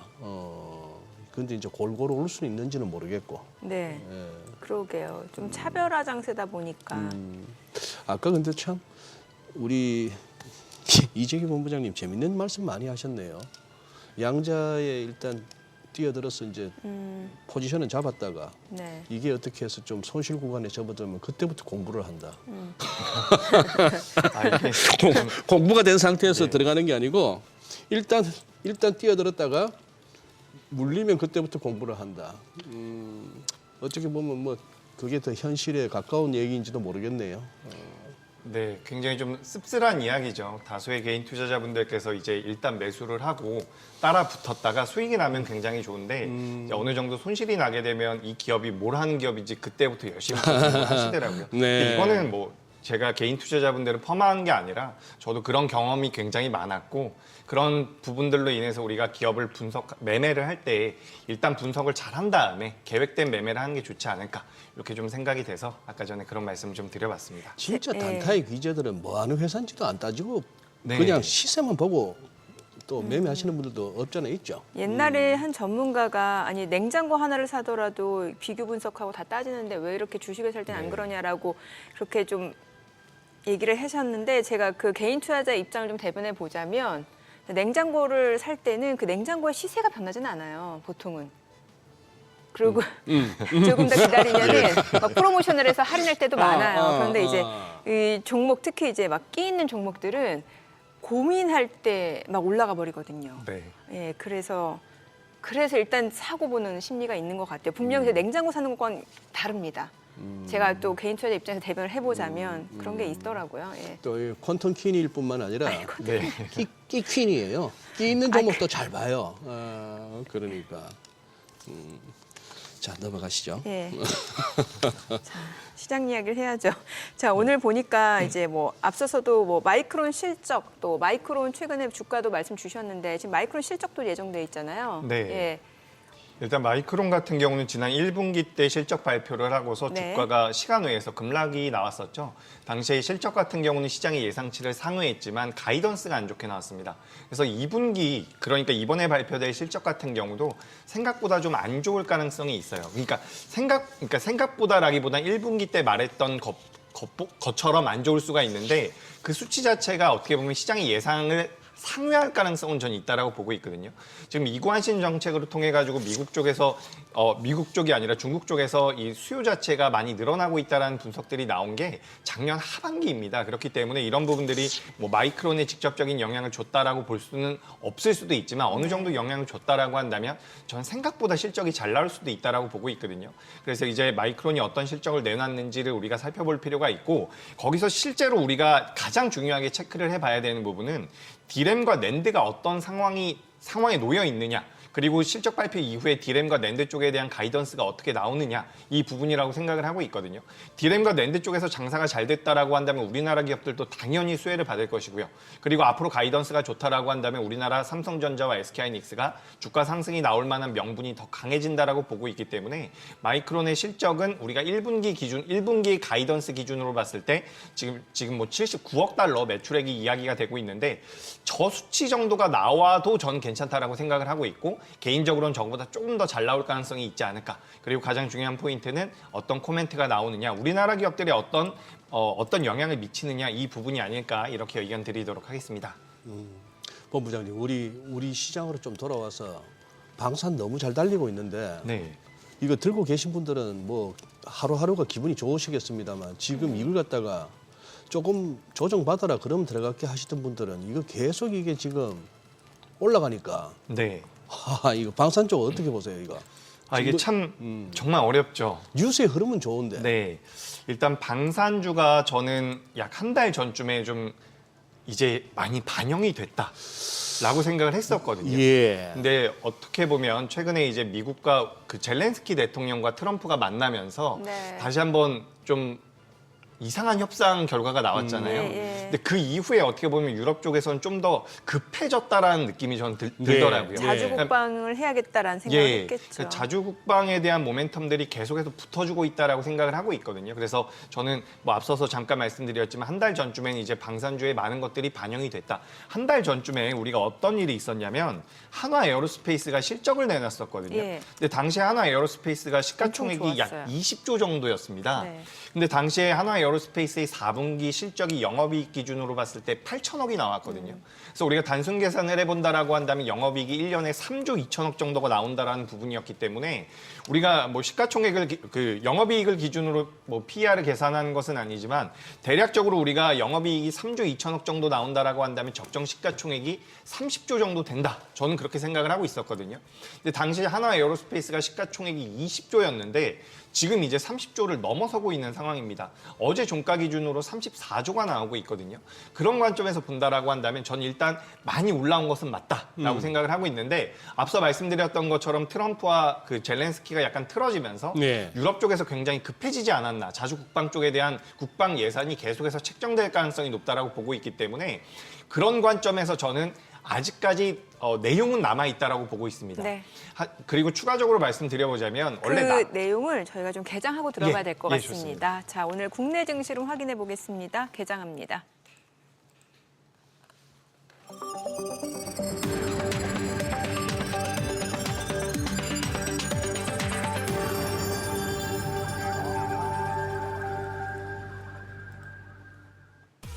네, 3월 18일 화요일 국내 증시 개장했습니다. 간밤 뉴욕 증시가 2거래일 연속 반등 흐름을 이어갔습니다. 뭐 여러 가지 경기 지표도 나왔고 소매 판매 발표가 됐습니다. 사실 전체적인 지표 자체는 오히려 좀 둔화되는 양상이었습니다만 그 세 항목을 놓고 봤을 때 2월 소매 판매가 이제 통계그룹 소매 판매가 1%로 굉장히 좋았다라는 측면에서 이게 또 GDP 산출에 직접적으로 반영된다라는 측면에서 좀 좋게 해석했던 것 같고 일단 뭐 가격적인 메리트가 좀 계속해서 부각이 되는 양상이었던 것 같습니다. 저는 양시장 출발 지수 좀 볼게요. 지금 코스피가 0.64% 올라갑니다. 2,627포인트, 코스닥도 747포인트로 0.56%의 상승이죠. 시가총액 상위 종목 시초가 보겠습니다. 삼성전자 어제 5% 넘게 올랐고요. 오늘 추가적으로 2% 안팎으로 좀 강세를 보여줍니다. 58,700원 선, 그리고 SK하이닉스도 0.97% 올라갑니다. 208,000원. LG 에너지솔루션 1% 상승합니다. 지금 328,500원이고요. 삼성 바이오로직스가 0.6% 올라갑니다. 107,600원. 현대차 0.2% 소폭 올라갑니다. 199,500원. 기아가 4.8% 지금 하락합니다. 지금 94,000원 선이고 셀트리온이 1.38% 올라가네요. 194,400원. 삼성전자 우선주가 1.69% 상승하면서 48,400원. 일단 뭐 기아 같은 경우는 배당락 기준 가격이 98,800원으로 나타났거든요. 이제 공시를 통해서 확인해 보실 수 있는데 그런 측면에서 좀 주가가 지금 4.6% 좀 하락하고 있다고 보시면 될 것 같고 하나 에어로스페이스가 2.9% 상승합니다. 3% 넘게 또 올라가네요. 상승폭이 확대됩니다. 777,000원. 그리고 네이버가 0.2% 상승하면서 211,500원에 거래되고 있습니다. 코스닥 시가총액 상위 종목 시초가 보겠습니다. 알테오젠 강하네요. 지금 나흘 연속 강세 흐름을 보여줍니다. 어제도 12% 급등하는 모습이었고 오늘도 추가적으로 지금 3% 상승하면서 454,000원 선에서 움직임 이어집니다. 에코프로비엠도 1% 상승합니다. 112,000원, HLB도 0.79% 상승하면서 76,100원이고 에코프로도 올라갑니다. 6250원, 레인보로보틱스는 약보합이고요. 삼천당자 0.4% 상승합니다. 191,700원에 거래되고 있습니다. 하루 만에 다시 좀 반등 보여주고 있고 휴젤은 보합이고요. 코오롱티슈진이 1% 상승합니다. 현재 49,950원. 리가캠바이오 소폭 내림세로 107,500원, 클래시스도 소폭 하락합니다. 59,800원에 거래되고 있습니다. 오늘 시장에서 특징을 보여주고 있는 섹터 종목들 좀 체크해 보겠습니다. 조선주 강합니다. 자, 하나오션이 지금 5% 넘게 올라가면서 84,000원 선이고요. HD 한국조선해양도 2.7% 상승합니다. 222,500원. 그리고 삼성중공업도 1.6% 올라가고 HD현대미포도 1.3% 상승하면서 109,400원. HD현대중공업도 1.2% 올라가고요. 그밖에 HJ중공업 그리고 HD현대미포까지 일제히 조선주들 상승 보여주고 있고 지금 보시다시피 또 조선기자재 쪽이 뭐 동성화인텍, 한화엔진까지도 강세고요. HD현대마린솔루션도 1.9% 상승 보여주고 있습니다. 자, 오늘 지금 양자 컴퓨터 쪽 움직임 이어집니다. 아무래도 뭐 퀀텀 데이를 앞두고 있는 상황에서 간밤에 일부 미증시에서 좀 대장주격인 양자 컴퓨터 관련주들은 약간 좀 떨어졌습니다만 그 밖의 종목들 뭐 D-웨이브 퀀텀 컴퓨팅이 많이 올랐거든요. 지금 우리나라에서는 한국 첨단 소재 3.7% 상승하면서 6,850원이고 우리넷이 1.2% 상승합니다. 7,250원. KCS도 6.8% 강세입니다. 13,420원이고 한국정보인증 우리로 1% 안팎으로 상승 보여주고 있고 엑스게이트가 2.8% 상승합니다. 9,650원이고 지금 코이버가 1.6% 상승 중이고요. QSI 그리고 드림 시큐리티까지도 1% 이상 상승 보여주고 있습니다. 자, 그 밖에 또 오늘 시장에서 특징을 보여주고 있는 섹터가 뭐 이 정도 좀 보시면 될 것 같아요. 지금 뭐 제지 쪽도 움직임이 나타나고는 있습니다만 그렇게 상승폭이 그렇게 큰 상황은 아니고요. 수급 상황 좀 체크해 보겠습니다. 오늘 유가증권 시장에서는 지금 현재 외국인 순매수 보여집니다. 1,043억 원 순매수고요. 개인 투자자는 904억 원, 기관은 2억 원 매도 우위. 그리고 코스닥에서는 개인과 기관이 삽니다. 각각 421억 원, 기관은 30억 원 순매수, 외국인은 246억 원 매도 우위고요. 외국인 선물에서도 지금 순매수입니다. 1,173계약 순매수 보여주고 있습니다. 환율 체크해 보겠습니다. 달러 환율입니다. 정규장 마감 대비로는 4원 70전 하락한 1,443원 20전에 개장이 됐습니다. 확실히 외국인은 어제도 그렇고 오늘도 그렇고 유가증권 시장 또 선물에서 매수를 보여주니까 코스피는 흐름이 굉장히 좋네요. 그러네요. 네. 결국 동시효과가 아니었구나. 그렇죠. 네. 글쎄 저 정도가 맞는데. 네. 야, 결국 울퉁불퉁해서 2,700인가 했는데 그 울퉁불퉁 과정에서 이제 자칫하면 이제 손절을 하거나 이렇게 강제로 털리는 경우가 있어서 그 울퉁불퉁이 힘들긴 한데, 야, 아니 근데 오늘도 빠지는 종목이 있네, 업종이 있네. 이 JYP는 왜 5%나 빠지지? 뭐 재료가 있나? JYP. 예. 어제 그 와중에 못 오르던 이제 그나마 2차 전지도 조금 이제 움직이긴 하는데 이재기 본부장님, 네. 요즘 어디 가서서 2차 전지 언급하시나요? 질문이 나오거나. 네. 아하, 그러면 어떻게 말씀하세요? 저는 일단 2차 전지 같은 경우는 과거와는 좀 다르다. 그래서 과거에는 2차 전지가 어느 정도 엮이면 주가의 변동성이 굉장히 크게 잘 나왔었는데 네. 이제는 우리가 확실히 좀 구분을 지어야 되지 않을까 싶습니다. 그래서 최근에 주가 흐름을 놓고 본다라고 한다면 그래도 전고체 쪽이 가장 탄력적인 모습을 보이지 않나라고 전고체? 보고 있거든요. 그러니까 전고체 같은 경우는 어쨌든 우리가 미래 기술이라고 이야기를 하잖아요. 예. 기술이 붙는 부분이죠. 그러니까 남들과 비교해서 비교 우위에 있을 수 있는 쪽, 여기에 대한 관심이 필요하다라고 보고 있고요. 얼마 전에도 이제 삼성 SDI가 유상증자를 하면서 뭐 조인트 벤처라든지 자금이 필요하기 때문에 유상증자를 하겠다라는 이야기가 나왔는데 당시에도 2차 전지 관련주들이 전반적으로 부진한 모습을 보였음에도 불구하고 전고체 쪽에 관련되어 있는 기업들은 주가 흐름이 꽤 잘 나왔거든요. 그래서 우리가 지금 2차 전지 같은 경우는 집중을 좀 할 필요가 있지 않을까. 그래서 역시나 전고체 쪽에 대한 관심이 필요하다라는 말씀을 드리고 싶고요. 또 이제 장비 쪽에서도 수주 잔고가 많이 채워져 있는 기업들이 있거든요. 예를 예. 들어서 뭐 PNT라든지 CIS 같은 경우도 제가 알기로는 수주 잔고가 꽤나 채워져 있는 기업들인데 2차 전지 관련주 작년에는 전반적으로 안 좋은 흐름이 나왔지만 작년에 안 좋은 흐름이 나왔음에도 불구하고 수주 잔고가 잘 채워져 있는 기업들 같은 경우는 전 이제부터는 그래도 하반 경직을 좀 보일 수 있지 않을까라고 생각을 하고 있습니다. 어허. 그러니까 우리가 추세가 완전히 전환됐다라고 보기에는 좀 어려워요. 아직까지 시간이 걸릴 겁니다. 네. 대량 우리가 업황에 대한 분석도 중요하지만 실제로 주가가 올라가기 위해서는 수급이 붙어줘야 되거든요. 수급을 기준으로 봤을 때 저점대에서 뭐 전 거래일이라든지 전전 거래일, 뭐 최근에 나왔었던 거래량 대비해서 10배 정도, 5배에서 10배 정도의 거래량이 붙어줘야지만 추세가 돌아설 만한 가능성이 있다라고 저는 생각을 하고 있거든요. 그런 관점에서 본다라고 한다면 아직까지 2차 전지는 좀 부족하지 않을까라고 생각이 되고요. 다만 이제 전고체 쪽이라든지 새로운 기술력을 가지고 있는 기업들 같은 경우는 우리가 눈여겨볼 필요는 있지 않을까. 그래서 전체적으로는 하반 경직은 보이고 있지만 추세 전환까지는 아직까지 좀 어렵다라고 말씀을 드리고 싶고요. 하지만 그런 관점에서 말씀을 드려보더라도 2차 전지가 어쨌든 우리나라를 대표하는 업종이 될 수 있다라는 생각은 저도 하고 있긴 합니다. 네. 다만 뭐 최근에 중국 쪽에서 오늘 또 이제 비아디 쪽에서 굉장히 좋다라기보다는 우리가 좀 경계해야 될 만한 뉴스가 나왔더라고요. 굉장히 짧은 시간 동안 오래 갈 수 있는 뭐 자동차를 만들었다, 자동차를 만들었다는 내용들이 나오고 있는데 우리가 중국 쪽에 대해서 계속해서 중국은 우리보다 못해라고 생각을 하지만 지금 글로벌 시장에서 어쨌든 중국 쪽에서 잘하고 있었던 LFP 배터리 쪽에 대한 관심도가 계속해서 올라가고 있는 부분들은 우리가 부정할 수가 없거든요. 게다가 그렇기 때문인지 우리나라 셀 3사 같은 경우도 LFP 배터리 쪽에다가 계속해서 투자를 하고 있는 부분인데 우리가 무조건 우리나라가 가장 잘한다라고 보긴 좀 어렵지 않을까 저는 그런 생각이 좀 듭니다. 아쉽기는 하지만 그러니까 우리가 지금 시장의 흐름을 놓고 본다라고 한다면 반도체는 우리나라가 전 세계에서 가장 잘하는 분야죠. 예. D램과 낸드 같은 예. 경우 가장 잘하고요. 지금 조선주 같은 경우도 우리나라가 전 세계에서 가장 잘합니다. 물론 캐파 기준으로 봤을 때 중국이 더 월등하게 보일 수도 있겠지만 기술력적인 부분에서 우리나라가 가장 잘하고 있죠.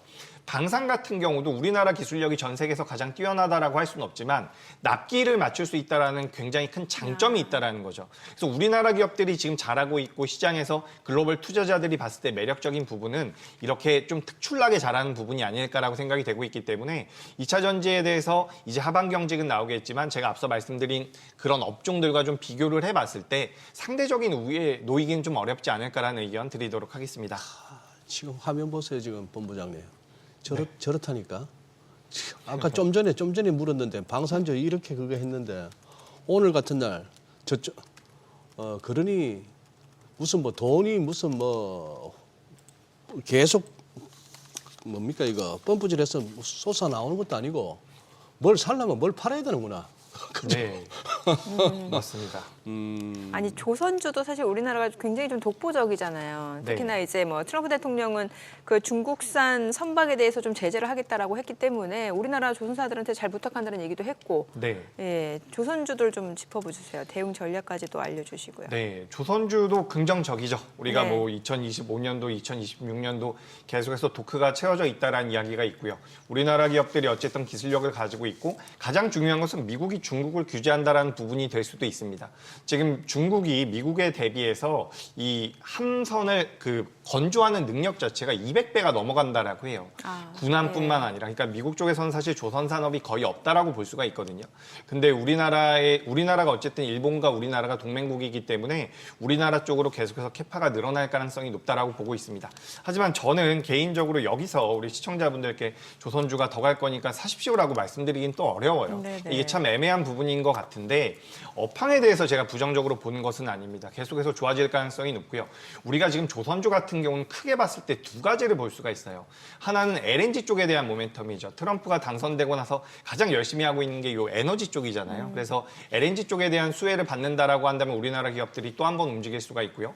추가적으로 지금 MRO 사업 쪽에 대한 모멘텀까지 받아가고 있기 때문에 LNG와 MRO 쪽에 대한 모멘텀들을 둘 다 받아가고 있다. 그리고 구조적으로 우리가 생각해 볼 부분은 국제해사기구에서 이 탄소 배출을 계속해서 줄이라고 이야기를 하고 있죠. 그런 관점에서도 우리나라 기업들, 친환경 선박을 만들 수 있는 기술력을 가지고 있는 우리나라 기업들 부각이 될 가능성이 굉장히 높다라고 보고 있는데 주가가 과연 여기서 큰 조정 없이 추가 상승할 수 있을까라고 한다면 저는 일단 조정을 한 차례 정도는 받아줄 필요가 있지 않을까라고 생각을 하고 있습니다.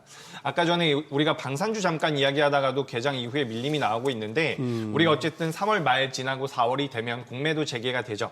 공매도 재개가 되면 우리가 모든 종목에 대해서 주가가 올라왔다라고 해서 무조건 공매도를 칠 수는 없거든요. 공매도를 쳤다가 만약에 조선주에 대한 공매도를 쳤다가 조선주에 대형 호재가 나와서 주가가 올라버린다라고 한다면 공매도 세력들도 큰 손실을 볼 가능성이 있습니다. 그렇기 때문에 우리가 사실 실적과 수치가 따라오는 종목군들 같은 경우는 무조건 공매도가 나온다라고 볼 수는 없어요. 그렇죠. 하지만 그럼에도 불구하고 많이 올라온 기업들 같은 경우는 3, 4월 달에는 조심할 필요는 있지 않을까라고 생각이 되기 때문에 만약에 조선주라든지 방산주가 눌림이 나왔을 때 공략을 해보고 싶다라고 한다면 전 오히려 4월 중후반부쯤에 가격대가 어느 정도 형성되는 걸 보고 나서 새로 공략해보는 게 어떨까라고 생각이 됩니다. 그러니까 지금 보유하신 분들이야 급하게 매도하지 않으셔도 되겠지만 신규 매수로 고민해보고 계시다라고 한다면 전 4월 중후반이 어떨까라는 의견 드리도록 하겠습니다. 이게 또 사실 좀 구체적으로 짚어보면 LNG선 쪽 말씀 주신 거 있고 해군 함정 쪽이 있잖아요. 그 각각 대표 종목이 다른 거잖아요. 그죠? 그죠. 지금 우리가 사실 조선주만 놓고 봤을 때 대장주는 HD 현대중공업입니다. 요거는 LNG도 하고 LNG 있고요. 고, 네, 그리고 LNG도 하고 있고 MRO도 하고 있습니다. MRO 도 근데 MRO 하고 같은 경우는 하나오션이 더 많이 부각이 되고 그러니까, 있죠. 예, 예. 먼저 시작을 한 부분들, 그러니까 MRO 가 먼저 해군 시작한 안정 거, 쪽. 네, 예, 맞습니다. 예. 근데 먼저 시작한 건 제가 알기로는 HD 현대중공업이에요. 근데 좀 더 공격적으로 하고 있는 것은 하나오션이고 오늘도 이제 관련돼서 뉴스가 좀 나온 것으로 알고 있어요. 하나그룹에서 오스탈이라는 기업을 인수하겠다는 내용들이 나오고 있거든요. 그래서 그런 부분들로 인해서 우리가 MRO를 볼 때는 하나오션을 보는 게 맞고요. 그리고 조선주를 전반적으로 본다라고 한다면 HD 현대중공업이 맞습니다. 그리고 이제 우리가 FLNG라 그래서 우리가 부유식 플랜트 예, 쪽에 예, 관련되어 예. 있는 것은 또 삼성중공업 이야기를 많이 하거든요. 예. 삼성중공업 같은 경우는 LNG 선박 쪽에 대한 모멘텀들을 받아가고 있는데 우리가 LNG 쪽을 볼 때는 LNG 선을 운반하는 선이 있고요. 네. LNG를 연료로 쓰는 LNG 추진선이 있거든요. 이런 것들을 좀 구분할 필요가 있다라는 말씀 드리고 싶고요.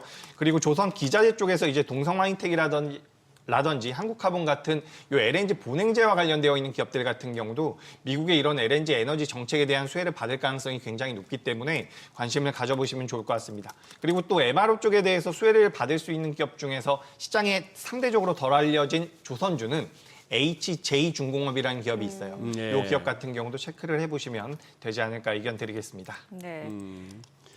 바이오 좀 여쭤볼게요. 알테오젠 팀이 굉장히 좋습니다. 이거 사실 뭐 보니까 특허 불확실성이 있었는데 아스트라제네카하고 지금 2조 원 규모 계약 소식이 나오고 있어요. 네. 예. 지금 뭐 할로자임 쪽과 문제가 좀 될 수 있었다라는 네. 그런 부담스러운 내용이 있었는데 예, 지금 맞아요. 아스트라제네카의 자회사와 계약을 했다라는 거죠. 그러니까 아스트라제네카가 제가 알기로는 전 세계에서 10위권 안에 들어가는 7, 8위권의 제약사로 알고 있거든요.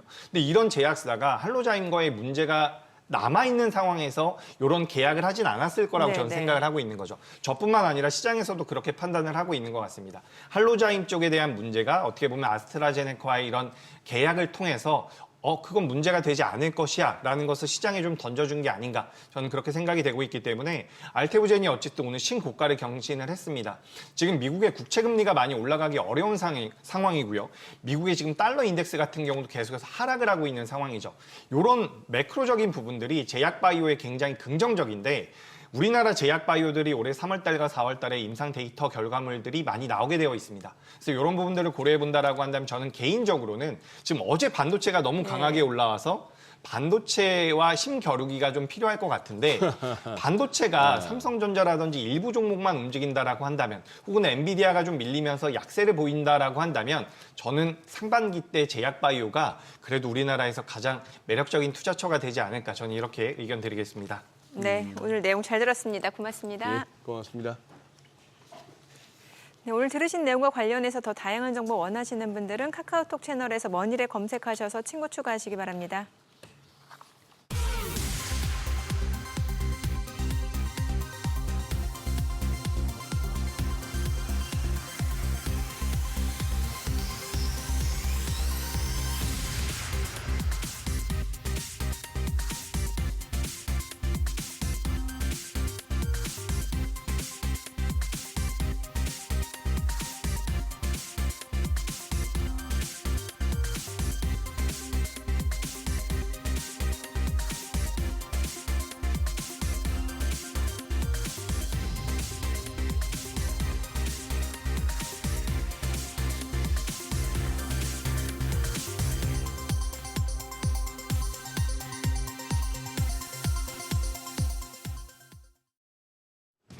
이 시각 시황입니다. 국내 증시 오늘도 레벨을 높이고 있습니다. 간밤 뉴욕 증시가 좋았기 때문에 훈풍을 이어받는 모습인데요. 코스피가 0.75% 추가적인 상승세 보여줍니다. 현재 2,630포인트 가리키고 있고요. 코스닥도 0.36% 오름세로 746포인트에서 움직임 보여주고 있습니다. 수급 상황 보시죠. 유가증권 시장 오늘도 메이저 수급 주체의 쌍끌이 매수세가 유입되고 있습니다. 외국인이 1,509억 원 순매수하고 있고 기관 역시도 400억 원 가까운 사자 포지션 취하고 있습니다. 이런 가운데 개인은 오늘도 1,701억 원 매도 우위 기록 중입니다. 코스닥 시장입니다. 코스닥 시장에서는 메이저 수급 주체 양매도가 나옵니다. 외국인이 409억 원 팔자 포지션 취하고 있고 기관 역시도 금액은 소폭이지만 매도 우위 보여주고 있습니다. 이런 가운데 개인만 홀로 525억 원 순매수하고 있습니다. 등락률 상하위 업종입니다. 오늘은 우주항공과 국방, 조선, 그리고 생물공학 업종이 상승률 상위권에 위치해 있습니다. 반면 자동차와 기계, 광고 업종은 하락폭이 큰 것으로 집계됩니다. 그럼 시장을 주도하는 테마 종목별 시세 체크하겠습니다. 조선 업종이 전반적으로 상승하고 있습니다. 지난해 연말 이후 주가가 큰 폭으로 상승한 조선 종목의 추가적인 밸류에이션 상승 여력이 존재한다는 전망이 나왔습니다. NH투자증권은 보고서를 통해서 앞으로 액화, 천연가스, LNG 운반선과 특수선 시장이 확대되는 과정에서 유일하게 한국 조선사의 수혜가 예상된다고 밝혔습니다.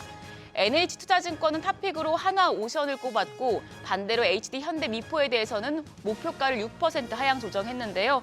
다만 지금 한화오션 6.29% 상승하면서 81,100원에 거래되고 있고요. HD한국조선해양도 2% 강세로 22만 750원에 거래되고 있습니다. 삼성중공업 2% 가까이 상승 중입니다. 거래가는 15,080원. HD중공업이 1.53% 강세로 7,980원이고 HD현대미포는 지금 NH투자증권의 보고서의 영향으로 0.37% 약세입니다. 거래가 10만 7,600원입니다. 조선 기자재 관련주도 상승세 기록하고 있습니다. 기자재 쪽에서는 오리엔탈 전공이 6.56% 강세로 5,850원, 한화엔진도 4% 넘게 상승 중입니다. 거래가는 24,800원입니다. 삼양엠텍이 1.6% 강세, HD현대마린솔루션이 2.84% 오름세로 현재 거래가 15만 2천 원이고요. KSP 역시도 1.42% 강세 보여주고 있습니다. 한편 오늘 2차 전지 관련주도 들썩입니다. 일부 증권가에서는 올해 미국과 유럽에서 전기차 판매가 회복세를 보이고 있어서 국내 2차 전지 업체들이 올해 2분기 턴어라운드, 흑자 전환이 예상된다고 분석을 하고 있는데요. 2차 전지 관련주 내에서는 포스코 퓨처엠 2.72% 강세로 현재 거래가 13만 9,400원입니다. LG화학도 상승합니다. 1.28% 오름세로 23만 8천 원. LNF가 1%대 오름세로 7만 4,900원에 거래되고 있습니다. 더불어서 삼성 SDI 1.47% 오름세입니다. 현재 19만 3,100원대 거래되고 있고요. 에코프로비엠도 오늘 반등합니다. 2%가량의 오름세로 현재 거래가 11만 3천 원으로 집계되고 있습니다. 마지막으로 양자암호, 양자컴퓨팅 관련주 어제 시간의 거래에 이어서 강세 보여주고 있습니다. 간밤 뉴욕 증시에서 아이온큐나 리게티 컴퓨팅 등 양자 컴퓨터 관련주 일부 조정을 받았지만 엔비디아 퀀텀데이를 앞두고 계속해서 기대감이 유입되는 모습인데요.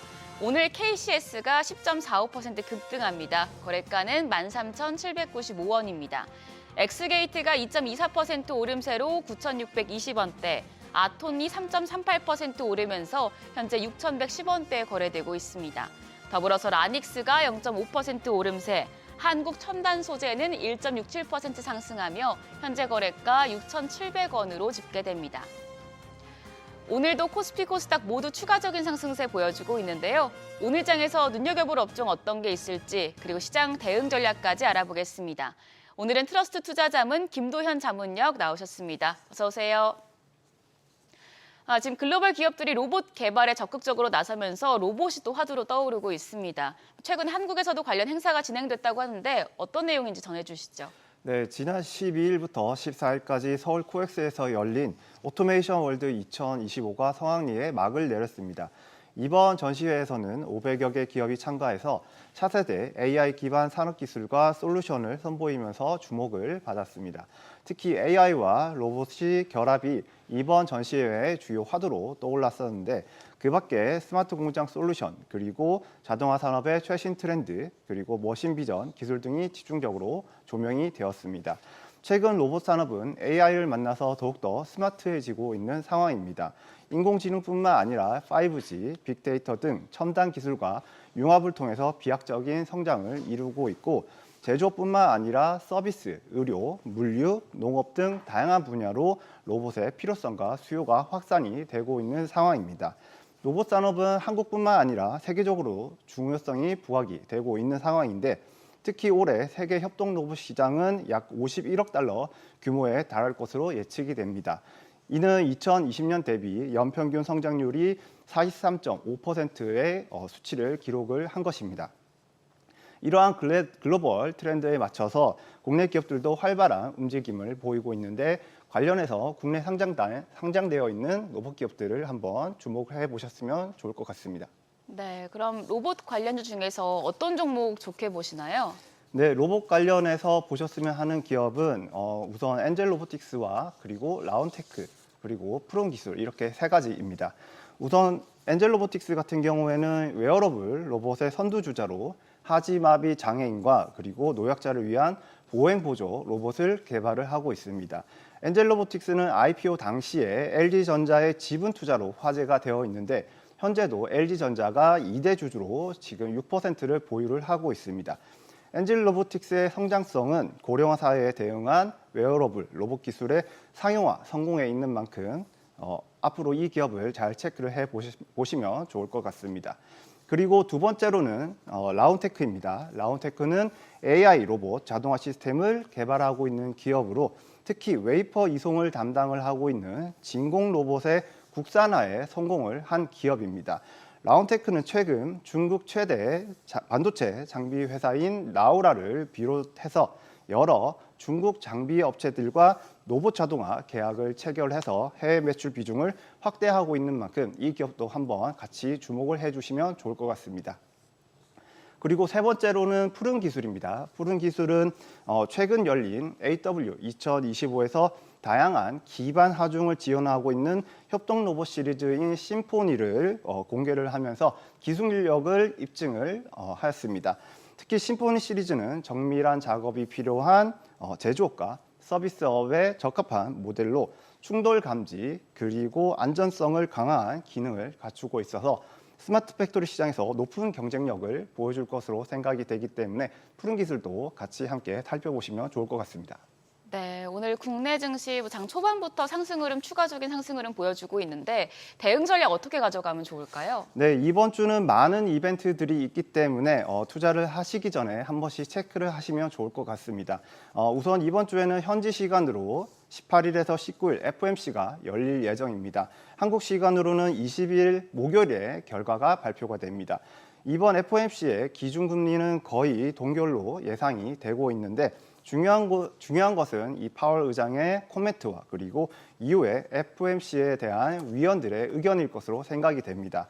발표되는 점도표는 FOMC 위원들의 금리 전망이 담긴 중요한 자료이기 때문에 향후 금리의 방향성을 가늠할 수 있습니다. 그 밖에 19일에는 삼성전자의 주주총회와 그리고 일본은행의 금리 발표가 예정이 되어 있고 20일에는 HLB의 간암 신약에 대한 FDA 허가 결정이 예정이 되어 있습니다.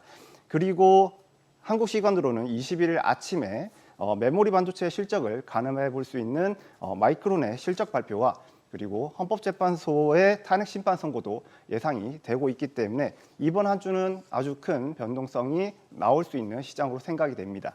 그래서 이번 주에는 무리한 투자를 하시기보다는 변동성이 크게 나올 수 있는 시장임을 인지를 하시면서 시장에 대응을 해 나가시는 게 좋을 것 같다라고 말씀을 드리고 싶습니다. 네, 지금까지 업종과 대응 전략 알아봤습니다. 오늘 말씀 고맙습니다.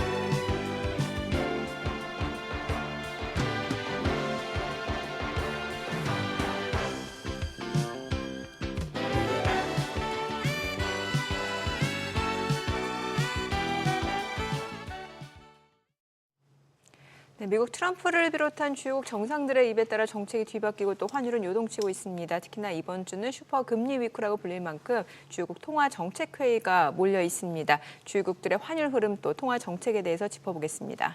네, 우리은행 WM 솔루션부 이코노미스트이시죠. 최진호 박사 모셨습니다. 어서 오세요. 안녕하십니까. 네. 어제도 이 시간에 살짝 짚어는 봤습니다만 그야말로 뭐 슈퍼 금리 위. 그렇죠. 예.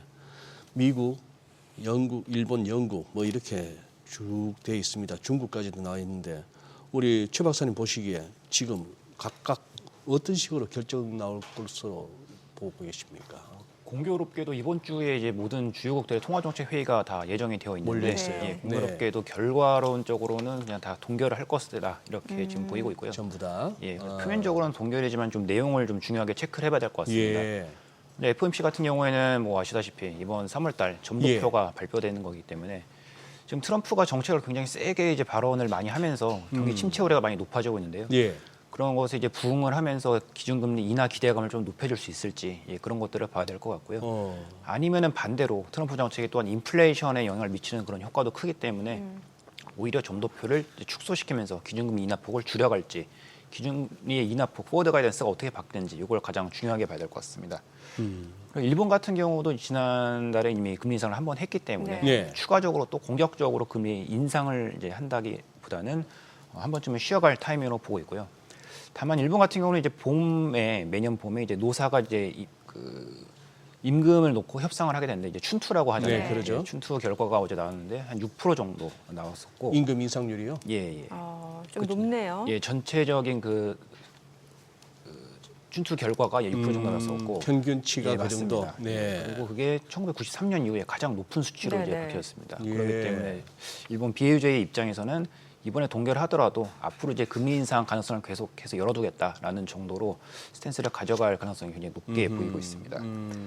영국 같은 경우에는 이제 금리 인하 사이클 진행하고 있는데 네. 영국도 앞서 통화정책회의에서 4.75에서 4.5%로 이미 기준금리를 낮췄고요. 특히나 영국 같은 경우는 영국 같은 경우는 1월달 소비자 물가가 이제 2.5%였는데 2월달 3%로 오히려 반등했습니다. 그렇기 때문에 추가적으로 인하를 단행한다기보다는 동결하면서 조금 더 상황을 지켜보자 이런 쪽으로 스탠스가 흘러갈 것이다 이렇게 보고 있습니다. 어쨌든 이번 주엔 대부분의 주요국 중앙은행들이 좀 금리를 이전 수준과 동일하게 유지할 것이다. 예. 예.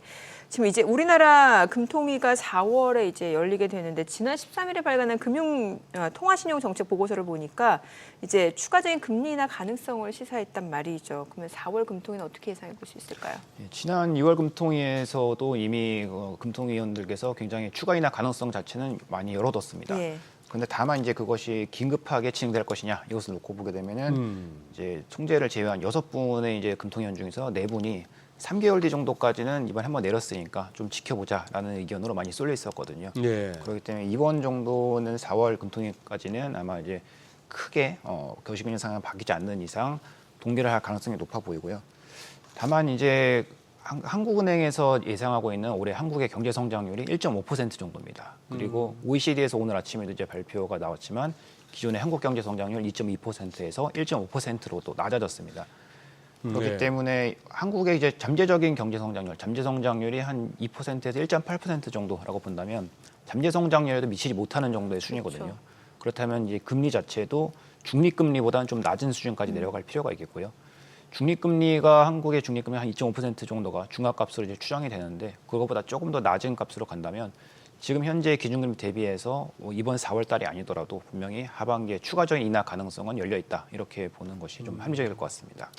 우리가 이제 뭐 FOMC가 됐건 우리 금통위가 됐건 때만 되면은 이번에는 내릴까 동결할까 이런 걸로 이제 얘기를 합니다만 좀 더 본질적으로 우리 최 박사님 보시기에 우리 한은이 사이클에서 조금 어떻게 보면 최근에는 연준보다 앞서서 올렸고 연준보다 앞서서 내렸어요. 제법 내렸는데 이 금리 인하를 통해서 그러면 실제 어떤 정책 목표는 달성하고 있는 중이라고 보십니까? 뭐 경기를 살린다든지.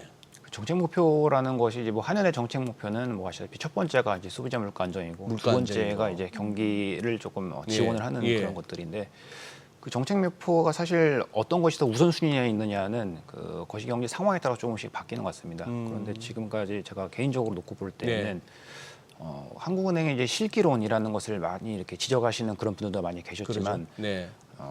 어쨌든 중앙은행의 정책적인 그런 입장을 이제 조율하는 중앙은행의 입장에서는 정책을 어쨌든 선제적으로 가져갔을 때 나타날 수 있는 부작용들이 너무 크게 된다면 그런 것들을 과감히 하기가 좀 힘들기 때문에 예. 할 수 있는 선에서는 굉장히 잘 하고 있다라는 정도로 저는 이렇게 생각하고 있습니다. 그래요. 네. 그러면 환율로 왔을 때, 자 결국 뭐 어지간한 뭐 코인도 그랬고 미국 지수도 그랬고 합니다만 달러도 마찬가지예요.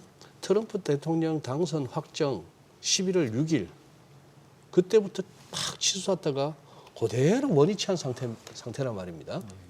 우리도 뭐 한 1,480원대까지 갔던 게 오늘은 지금 1,442원 이 상황인데 지금 그러면은 달러화가 어떻게 보면은 트럼프 당선 이후 미국이 위대해진다고 달러가 강해질 줄 알았는데 그렇지는 않단 말이에요. 다시 원위치한 상황에서 향후 이제 달러가 이제 중요해졌습니다. 어떻게 보시는 거예요? 지금 달러가 이제 트럼프 집권 이후에 네. 갑자기 또 조정을 받은 이유는 정확히 네. 말씀드리면 달러 지수 하락을 했는데 예. 그 안에 이제 구성하고 있는 선진 통화들이 좀 강세를 보였습니다. 예상외로 이제 특히 일본 유로가. 엔화, 유로가 네. 강세를 보였기 네. 때문에 달러 약세를 보였고 달러 약세라는 것은 정확히 표현드리면 선진 통화 대비 달러 약세라는 표현이 맞는 것 같습니다. 그렇죠. 네, 네. 그래서 원달러 환율 같은 경우도 달러 지수가 이제 103포인트까지 쭉 내려가는 과정에서도 좀 시원하게 레벨을 낮추지 못하고 계속 1,440원대에서 갇혀 있는 좀 이런 모습을 조금 보였었는데요. 그러네요. 네. 여기 한국의 이제 문제를 좀 안 짚고 넘어갈 수가 없을 것 네, 같습니다. 네. 네, 아시다시피 뭐 트럼프의 그런 정책들이 남아 있는 그런 정책들이 뭐 자동차, 철강, 예. 반도체 이런 한국들의 이제 주력 수출 상품을 좀 겨냥을 하고 있기도 하고요. 그리고 또한 계속해서 이제 정치적 리스크가 계속되고 있는 그런 상황이기 때문에 뭐 이번 주도 마찬가지겠지만 이런 문제들이 한국의 원화의 그 디스카운트율을 좀 높게 좀 가져가게 함으로써 원달러율의 바닥을 조금 상대적으로 좀 강하게 유지하게 만드는 요인이 아닌가 이렇게 보고 있습니다.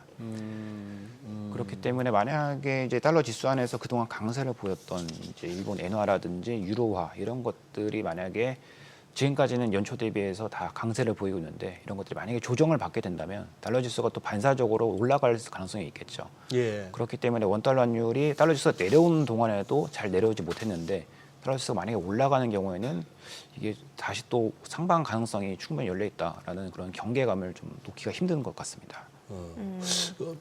박사님 나오셨으니까 안 그래도 이거 언젠가는 한 번은 언급하고 짚어보고 가야 될 문제였는데 지금 그 백악관 경제자문위원회 위원장이 스티브 미란이라고 아시지 않습니까? 예.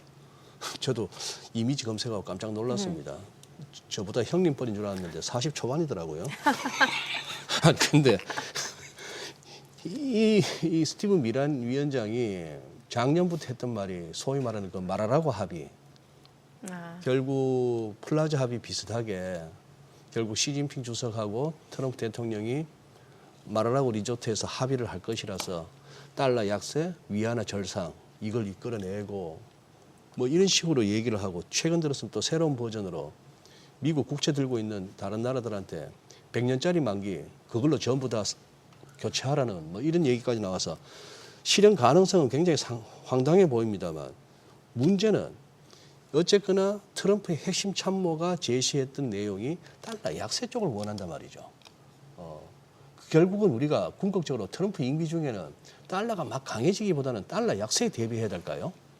그걸 지금 결과를 먼저 예상을 해놓고 그렇게 전략적으로 판단을 한다기보다는 네. 일단은 트럼프 참모들이 얘기하고 있는 그런 정책들이 실제로 실현 가능성이 있느냐라는 것을 조금 봐야 될 것 같은데 말씀하셨던 그런 달러 약세를 인위적으로 유도하는 그런 것들 보시게 되면은 지금 달러라고 하는 그런 통화는 이제 미국의 통화이자 전 세계의 기축 통화인데 네네. 전 세계 기축 통화가 약해지는 것을 과연 어느 국가의 대통령, 어느 국가의 그 재무장관이 그걸 원할까라는 걸 생각해 보면 쉽지 않을 것 같습니다. 그리고 또한 인위적으로 달러 가치를 낮추게 되면 그 국가의 이제 채권을 들고 있는 국가들의 자산 가치 문제도 또 발생하게 그러네요. 되죠. 그렇기 네. 때문에 인위적으로 이제 달러의 가치를 이제 목표를 정해놓고 정책을 조율한다라기보다는 정책들의 이제 조율해 나가는 정책들이 시행해 나가는 그러한 과정들이 결과론적으로 나타나는 것이 그 달러 가치로 결과로 반영이 된다라는 것으로 나타낼 것 같고요. 그렇기 때문에 이제 말하라고 합의처럼 이제 그런 인위적인 합의를 이끌어낸다라고 하기에는 달러를 둘러싸고 있는 뭐 중국, 미국, 유로존 등등 여러 국가들의 이해관계가 너무나 많이 상충되고 있는 그런 상황입니다. 그렇기 때문에 그것이 정치적으로 해결이 되기에는 굉장히 쉽지 않은 길일 것 같다라는 쪽으로 저는 생각을 하고 있습니다. 예. 네. 물가 상황 좀 여쭤볼게요. 우리나라 물가요. 지금 달러 약세 흐름인데 사실 원화 가치도 많이 떨어졌기 때문에 이렇게 되면 우리나라 이제 수입 물가 부담도 있을 수밖에 없는 상황이고 이게 물가 상승이 쉽게 잡히지 않을 것 같은데 지금 물가 상황은 어떻다라고 판단되세요? 지금 한국의 물가 같은 경우에는 아직까지 환율 영향이 반영됐다라고 보기엔 조금 힘들 것 같고요. 예. 보통 이제 환율이 올라가게 되면 원화가 약세를 보이게 되면 수입 네. 물가가 올라가고 그렇죠. 그런 것들이 소비자 물가에 영향을 미치는데 이것이 바로바로 영향을 미치는 게 아니고 좀 시차가 걸립니다. 그게 물리적으로 뭐 한 짧게는 3개월에서 6개월 그리고 길게는 한 9개월까지도 그렇게 영향이 미치는데 최근에 이제 한국은행에서 나오는 그런 보고서를 보게 되면은 한 9개월 정도를 평균으로 보고 있는 것 같고요. 그렇다면 이제 작년 우리가 한 11월, 12월 대비해서 지금 원달러 환율 레벨 한 1,450원 정도라고 놓고 본다면 이런 기간들이 이제 반영이 됐던 것들이 물가로 반영이 되려면 하반기 정도가 돼야 될 것 같다라고 이렇게 보고 있는 상황이고 또한 이런 환율이 올라가게 되면 분명히 소비자 물가 상승률을 높이는 요인이긴 하지만 반대로 이제 국내 경제 펀더멘털을 좀 보시게 되면은 수요 측면 압력이 이렇게 강하지가 못합니다. 예, 예. 그렇기 때문에 환율이 끌어올리는 그런 물가 상승 압력을 수요 부진이 약간 상쇄하면서 물가 자체가 이렇게 크게 뭐 인플레이션을 걱정할 정도로 갈 것 같지는 않다. 이렇게 지금 판단하고 있습니다. 네. 네. 혹시나 저희 또 시간이 쫓겨서 이거 못 여쭤볼까 봐 미리 한번 여쭤봅니다. 최 박사님, 저 중국이 이제 금사고 브릭스 이런 걸 통해 가지고 뭔가 이 달러 중심의 세계 질서에 이제 조금 변화를 자꾸 모색하면서 위안화 결제 범위를 넓히려고 하고 이런 등등 그걸 흔히 하는 말로 이제 탈달러화 뭐 이렇게 얘기를 합니다만 지금 요 부분 이제 미국으로서는 신경 쓰일 거 아니겠습니까? 달러 패권을 갖다 이제 흔들려고 든다라고 보는 건데 요 싸움은 어떻게 전개될 것으로 보십니까? 이거는 뭐 경제적인 요인도 크지만 정치적 요인도 크기 때문에 네. 일단은 정책 의사결정권자들의 정책 방향이 가장 중요할 것으로 보이고 있고요. 근데 그런 과정에 있어서 중국이 분명히 미국의 패권에 도전을 하고 있는 상황이고 경제 패권을 가져갈 때 통화 가치의 헤게모니를 쥐고가는 것은 분명히 굉장히 중요한 요인입니다. 네. 그래서 중국이 그 경제 패권을 쥐겠다라는 그런 꿈을 그리고 있는 이상 위안화의 국제화는 계속해서 추진할 것으로 보이고요. 예. 그런 의미에서 그런 의미인지 아닌지는 모르겠지만 어쨌든 결과적으로 코로나19 이후에 중국은 금을 많이 매입을 했고 중국 국채를 많이 팔았습니다. 미국 국채를 미국 많이 국채를 팔았습니다. 많이 팔았. 네. 그렇다면 이제 미국 국채가 좀 타격을 받았어야 했는데 그랬느냐라는 걸 놓고 보면 또 그렇지는 않았거든요. 중국이 파는 국채들을 이제 서구 국가들 유럽이라든지 캐나다라든지 뭐 유럽 같은 국가에서 많이 사갔습니다. 예. 그렇기 때문에 오히려 미국 국채에서 외국인 차지하는 비중은 중국이 많이 줄었지만 다른 이제 국가들이 그 수요를 다 받아주면서 전체적으로는 뭐 한 33% 정도로 크게 이렇게 변화가 없는 수준입니다. 그렇기 때문에 중국이 굉장히 도전을 세게 하고 있지만 미국의 입장에서는 그것이 아직까지 뭐 크리티컬한 그런 심형상으로 다가오지는 않는 것 같은 이제 그런 입장이고요. 그런 것과 맞물려서 이제 중국 위안화의 국제화 이런 것들을 한번 보시게 되면은 국제 이제 결제 비중에서 보게 되면은 중국 위안화가 차지하는 비중은 약 한 5% 정도로 굉장히 낮은 수준입니다. 예. 다만 이제 중국을 거래 상대방으로 하고 있는 거래에서는 전체 거래의 한 50% 정도까지 올라갈 정도로 굉장히 높게 이게 차이가 나는데요. 아시다시피 이제 중국이라고 하는 국가는 그 위로부터의 그 정책 목표 하달 이런 것들이 굉장히 일사불란하게 이루어지는 그런 국가이지 않습니까? 네. 그러다 보니까 아무래도 이러한 거버넌스적인 요인들이 작용을 많이 해서 중국의 카운터파트로 껴 있느냐, 껴 있지 않느냐에 따라서 이런 위안화의 거래 비중 자체가 좀 차이가 많이 나는 것 같고요. 예. 그렇기 때문에 중국 위안화가 앞으로 가야 할 길은 굉장히 좀 멀고 긴 길이 될 수 있겠지만은 분명히 중국이 위안화 국제화를 위한 그러한 행보는 장기적으로 계속될 것 같다. 뭐 이렇게 보고 있습니다. 네. 이번에 유로화 좀 여쭤볼게요. 지금 달러 대비 좀 강세를 나타내고 있는데 아무래도 독일 쪽에서 재정 부양 정책 지금 나오고 있고 또 ECB는 기준금리 인하 기조를 이어가고 있다 보니까 지금 유로화가 강세를 나타내고 있는데 이러한 흐름 언제까지 좀 이어진다라고 봐야 될까요? 유로화 강세는 당분간은 좀 지속될 수 있다라고 보고 있고요. 네. 유로화가 강세를 보이는 이유는 미국과 독일의 채권 금리가 많이 스프레드가 줄어졌기 때문이죠. 미국에서는 이제 트럼프가 여러 가지 관세 정책을 막 세게 내놓으면서 경기 침체 우려 때문에 시장 금리가 많이 내려왔고요. 반면에 독일 같은 경우는 이제 방위비 부담 증액, 방위비 증액 부담 그리고 또한 인프라 투자를 둘러싼 대규모 재정 부양 집행 이런 것들 때문에 경기 부양 기대감 때문에 채권 금리가 많이 올라왔습니다. 그러다 보니까 유로화가 당연히 이제 강세로 가기는 했는데요. 이제 문제는 그 실제로 이러한 기대감들이 이루어질 수 있을 것이냐라는 것을 장기적인 시각에서 좀 봐야 하는데 한 국가의 이제 채권 금리가 높아지고 뭐 통화 가치가 강세로 가는 것 그거 자체가 현상이 이상한 건 아닙니다. 네. 다만 이제 마지막 남아 있는 하나의 퍼즐은 뭐냐면 그렇다면 이런 경기 부양 기대감 때문에 독일을 중심으로 해서 유로존의 경제 성장률 전망치라든지 이런 것들 좀 상향 조정이 돼야 되는데 아직까지는 유럽 채권 시장이나 그러니까 독일 채권 시장이나 유로화를 제외하고는 실물 경기 지표가 이렇게 반등하려는 그런 조짐이 나타나지 않고 있습니다. 그리고 또한 이것이 반등을 한다 하더라도 독일 경기가 분명히 유로존에서 가장 큰 비중을 차지하고 중요한 국가는 맞습니다만 주변국들까지 이게 온기가 다 확산이 되면서 전반적으로 유로존 경기를 다 이끈다라고 하기에는 유럽 경제가 가지고 있는 약간 구조적인 특성 때문에 그런 것도 네. 약간 제한될 수 있다라는 예. 그런 판단이고요. 예. 그래서 유로화가 많이 정상화되고 강세로 지금 가고 있는 상황입니다만은 이것이 뭐 중장기적인 유로화의 이제 회복이냐라고 놓고 볼 때는 아직까지 좀 확인해야 될 상황이 많이 남아 있는 것 같습니다. 뭐 당장 유로화 강세 갔을 때 별로 반갑지 않은 나라들이 떠오르죠. 뭐 이태리나 그리스 같은 데는 관광 산업이 이제 준대. 맞습니다. 그만큼 이제 유로화가 비싸지면은 그렇죠. 좀 그런 건 있겠죠. 어쨌거나 독일하고 무슨 뭐 과거에 그 피그스라고 했던 그 나라들이 똑같은 돈을 쓴다는 자체가 어떻게 보면 참 맞습니다. 통화도 그렇고요. 예. 다소 무리죠. 예. 그러면서도 금리는 또 각자 다른 그러게요. 금리는 서로 쓰고 다르게 있기 때문에. 적용하면서 통화는 단일 통화. 그러니까 독일의 금리가 이렇게 급등을 해버리게 되면은 예. 상대적으로 펀더먼털에 취약한 아까 말씀하셨던 네네. 픽스 같은 국가들이 그러니까. 독일 금리보다 높을 수밖에 없는데 예. 걔네들은 펀더멘털이 약한데 조달 예. 금리는 훨씬 높아지게 되니까 네. 그런 국가들의 취약성이 좀 부각될 가능성이 있습니다.